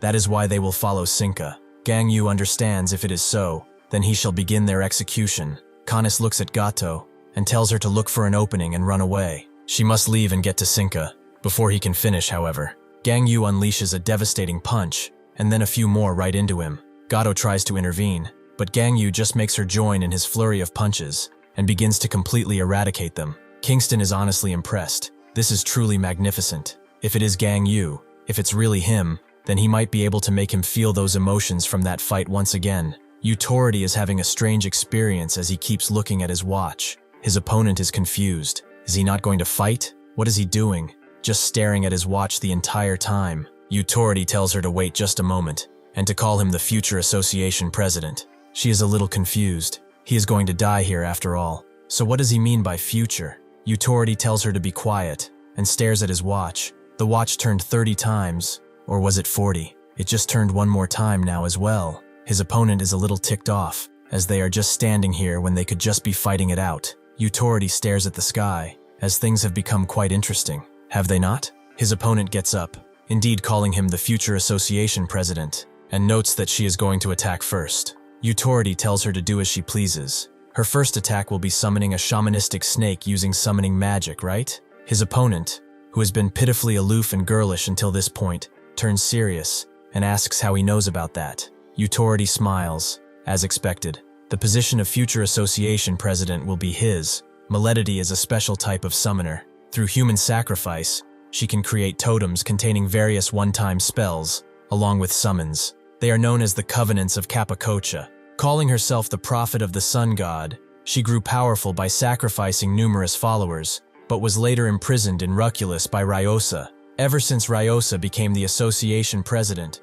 through psychometry users, they analyzed every prisoner's past and abilities. So naturally, she knew that her own abilities had been analyzed as well. She can accept that he knows her abilities. But how did he know she was going to attack just now? This guy really is dangerous. If that is so, she will have to go all out from the start. She uses her totem summon and pulls out every one of them, creating an entire area filled with large totems. She then uses enhancement with her words. The totems begin to come to life, and she uses summon to unleash Inti, the sun god himself, in his Titaya Taita form. Her eyes bleed as she continues doing this, and Inti unleashes its full brunt strike, a gigantic ray beam-like attack that completely eradicates anything in its path. except Maledidy. This has taken an incredible amount out of her, but it seems that it wasn't enough. If this didn't kill him, before she can finish thinking, she sees that Utority is on the ground, completely defeated, surprising her. Even she did not expect this. Medius is shocked too, as she was not expecting something like this. It seems that Utority has finally fallen in battle. The others see it's true. There is no signal anymore. Medius is shocked. How did this happen? She clearly predicted the future. Perhaps the future changed, but this has never happened before. One of them notes that they should rewind time and then think. Medius does so, but she wonders what is going on. After she does so, Utority is taken back to the time he was looking up in the sky, where Maledidy was asking if he wasn't going to fight. Now he understood. As expected, he was right all along. From a certain point, Utority began to experience moments of déjà vu frequently. He wonders if it is because they are both time-based ability users, but it's only in bits and pieces. He cannot see the entire picture. Still, he can vividly remember intense moments. Is there nothing he could do? There must be another way. And so Utority decided to experience death, the most intense moment for a human. After returning to the original timeline, he was able to read Medius's rewind ability, seeing the hundreds of futures she had skipped over. There is no word from Medius now, and she must have been quite flustered because of what he did, because things aren't flowing according to the timeline she created. In the battle between Utority and Maledidy, originally set by Medius, Utority was overwhelmed in the beginning, but starting from the point Maledidy summoned Inti, Utority won after consuming more time than expected. Even someone like him, even against such an unruly opponent, since he came after reading the future, did not want to waste any more time. He immediately attacks with 8 times acceleration, as he already knows everything about her movements. If he accelerates time in sync with the opponent's movements, the effect is doubled. This causes Maledidy to be struck by 1,000 strikes at once, and she explodes in a mist of blood that rains down on Utority. He thinks it feels good, really good. It feels like his brain cells are accelerating too. Why should he stop at Future Association President? At this rate, he could aim much higher than that. He looks at his watch. He should be getting a call soon. In the future, that kid decided the fight would end around this time. Sure enough, he gets a call, and she asks if there was anything unusual. One question has changed, but since this wasn't the question she originally intended, he'll just let her hear the answer and turn back time again. Utority asks what unusual things she's talking about, and sure enough, Medius rewinds time, deciding to ask if he is hurt anywhere. Utority notes that the woman he fought is more troublesome at the end than he initially thought. He wasted quite a bit of time because of it. Where should he go now? Medius notes that they will monitor the situation further and assign him to a hero who needs support. With that, they close the call, and Utority looks at Maledidy's body, which he has not destroyed this time. He laughs. She is asking if anything unusual happened, but of course, something unusual happened. Why would he tell her? Such an arrogant kid. From here on, the future is on his side. He will make good use of her ability. Gang Yu has chained down both Canis and Gato, and asks where their master is. If they tell him, he will painlessly put them out of their misery. Canis scoffs in pain. He is used to pain. He has experienced it more than enough in that laboratory. Gang Yu says that it may be so. However, his comrade seems to think otherwise. Sure enough, tears are streaming down her face, and it's clear that she is in an extreme amount of pain. However, she tells him that he should not worry, no matter how much it may hurt, or how painful it may be. She will never tell him anything. At one point, when Gato tried to run away, the scientist immediately went to her, asking where she had gone. She said that she didn't know, and was beaten because of it. Even through the beatings, even though she saw him through the grates as he was watching this happen, she explained that she did not know anything. Seeing this, Canis let himself be found and restrained in front of her. She wondered why he came back, and Canis told her that he couldn't just leave her alone. Gato noted that if someone could get them both out of here, no matter what, she would serve them for the rest of her life. That is why they decided to follow Sinka after all. Canis explains that Sinka is his first master, and a dog never betrays its master. Gang Yu understands and cocks a fist back. If that is so, then this is goodbye. Before he can unleash that fist though, Canis lets out one final primal roar, making Gang Yu hesitate, and tells Gato to run away right now. Before Gato can move though, Gang Yu unleashes a Dark Nova strike right into her gut, but this allows Canis to move in with a large bite. Gang Yu blocks it with his foot, and unleashes Dark Soul Destruction into him, putting him apart from Gato. He tells her not to come, as if she disappeared. Sinka would be very lonely. She should take good care of their master from now on. With that, Gato begins running away in earnest. Gang Yu prepares to follow her, but even in his weakened state, Canis refuses to let him go. Gang Yu notes that, for someone who is trying to protect such a precious person, how can he feel no guilt at all about taking away someone else's precious person? He is livid with rage, so now he will die.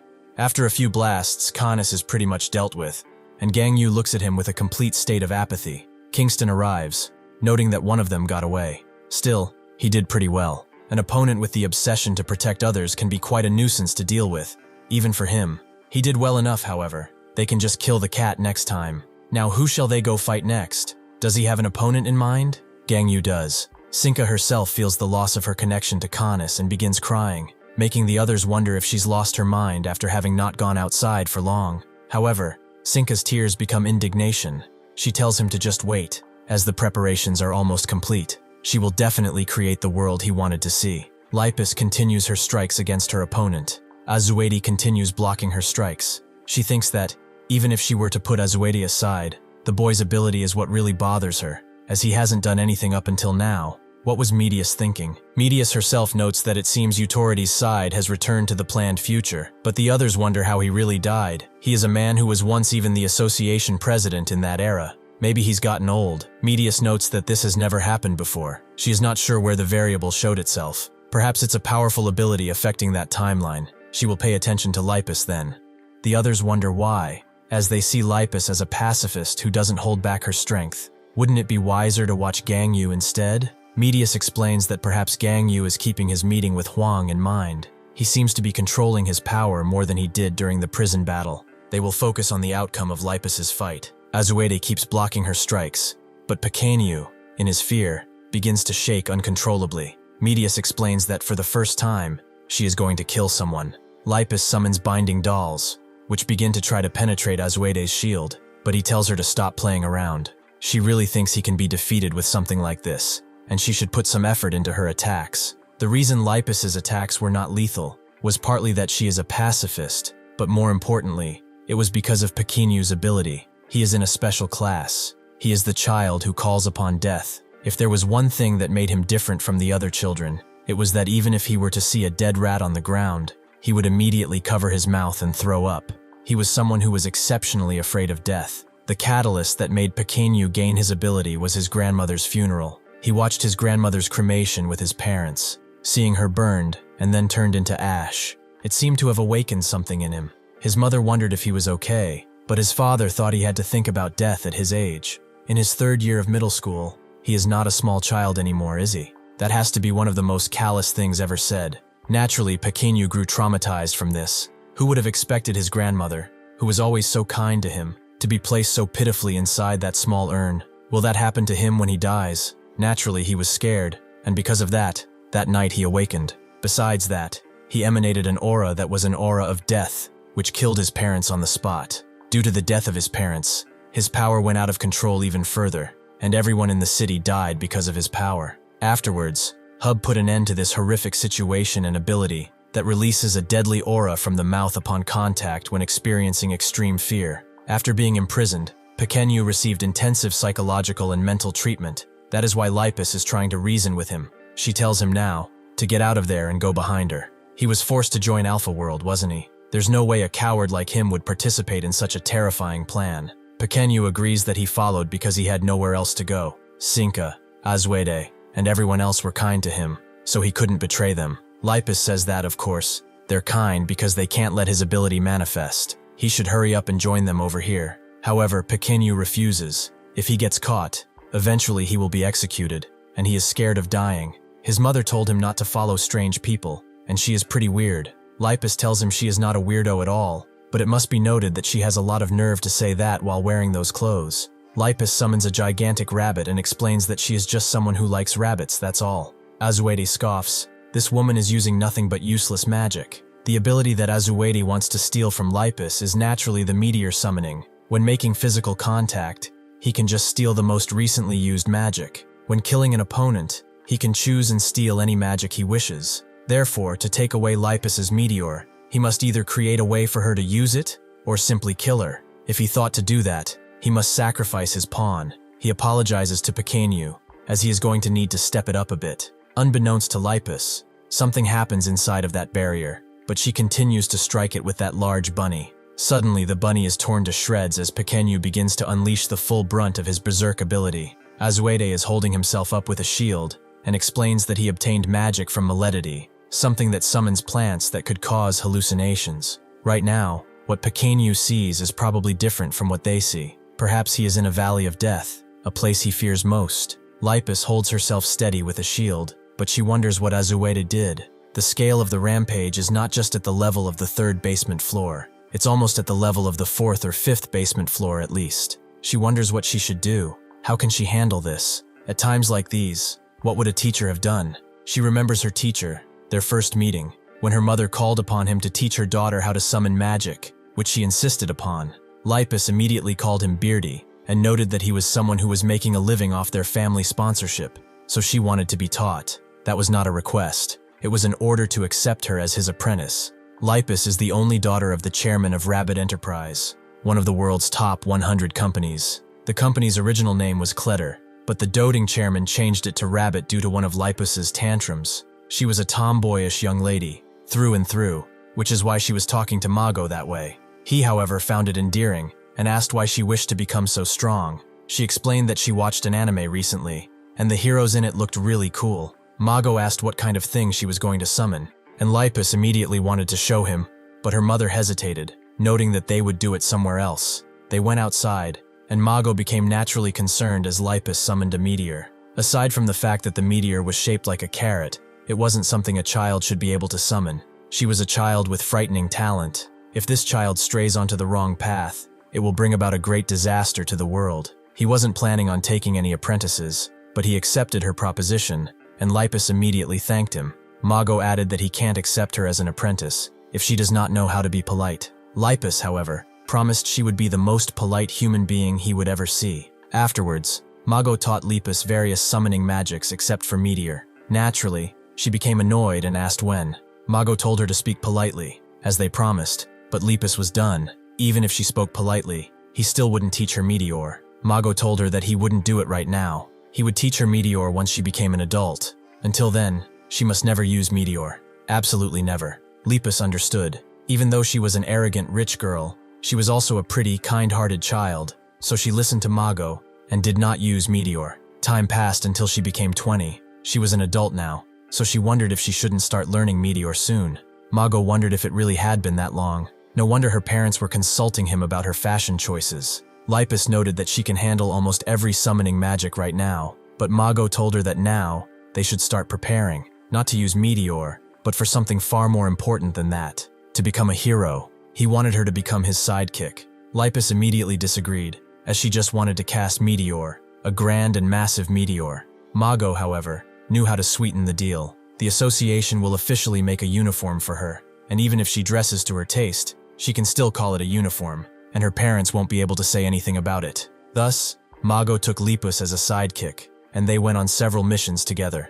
While on missions, Lipus naturally became curious. She wondered how Mago was so strong when he didn't use any offensive magic, and only utilized defensive magic. What she wanted was to cast Meteor, and as more time passed, she was allowed to cast Meteor, but this time, it was on a much grander scale than she would have expected. Mago explained that all the lessons she had with him were the basics of summoning magic. Because she had a solid foundation combined with her talent, it resulted in a scale like this in the field of offensive magic. Her talent surpasses even his. She has truly amazing talent. She will become much stronger than he in the future, but she should always remember that those with great power require a great sense of responsibility. Okay, Spider-Man. He congratulated her, as this was the end of his teaching, and hoped that she would become a great hero. She went to Utority, the association president at the time, who noted that normally she was supposed to start from the 5th tier and work her way up. Since she was Mago's top apprentice, they will be starting her at her 3rd tier immediately. There are heroes who are dissatisfied with this, so she will participate in this mission to achieve results and quiet those complaints. Her role is to support a single hero. Since she was a sidekick before, she must be pretty used to supporting, right? Lipus understood and asked who she needed to support. Before Utority could answer, the one she was tested under introduced himself. He is called Hero, a first-generation equality. Hero told her that even if this was her first mission, she should not be nervous, as he would lead her well. Lipus was surprised at how energetic he is, and Hero asked why she wanted to become a hero in the first place. Lipus explained that at first she thought she wanted to become a hero, so she could cast Meteor as much as she wanted. She started with that lighthearted thought, but after meeting Mago, she also wanted to be like him and become a hero who heals the painful parts of the world. Hero laughed, saying she had a really good teacher. Mago is truly a man worthy of being invited to equality. She has gone on various missions with him, but this is her first official mission, right? Lipus confirmed as such because Mago did not take any missions and acted freely mostly. Hero was pleased, and he would show her a good example of how to handle an official mission. He will work hard so he won't be disgraced by equality. Lipus agreed, thinking that since this guy was a pretty lively and lighthearted person, everything would be fine, so she went on her first mission. What she couldn't see, because it was hidden by Mago, was discovered now. She was lying immediately in a pool of blood. With Hero having eradicated a bunch of villains, he told her to stand firm at all times and to get up right now and continue watching him. For the first time, Lipus saw the dark side of Hero work, something not even Mago could prepare her for. Thank you for watching. See you next time.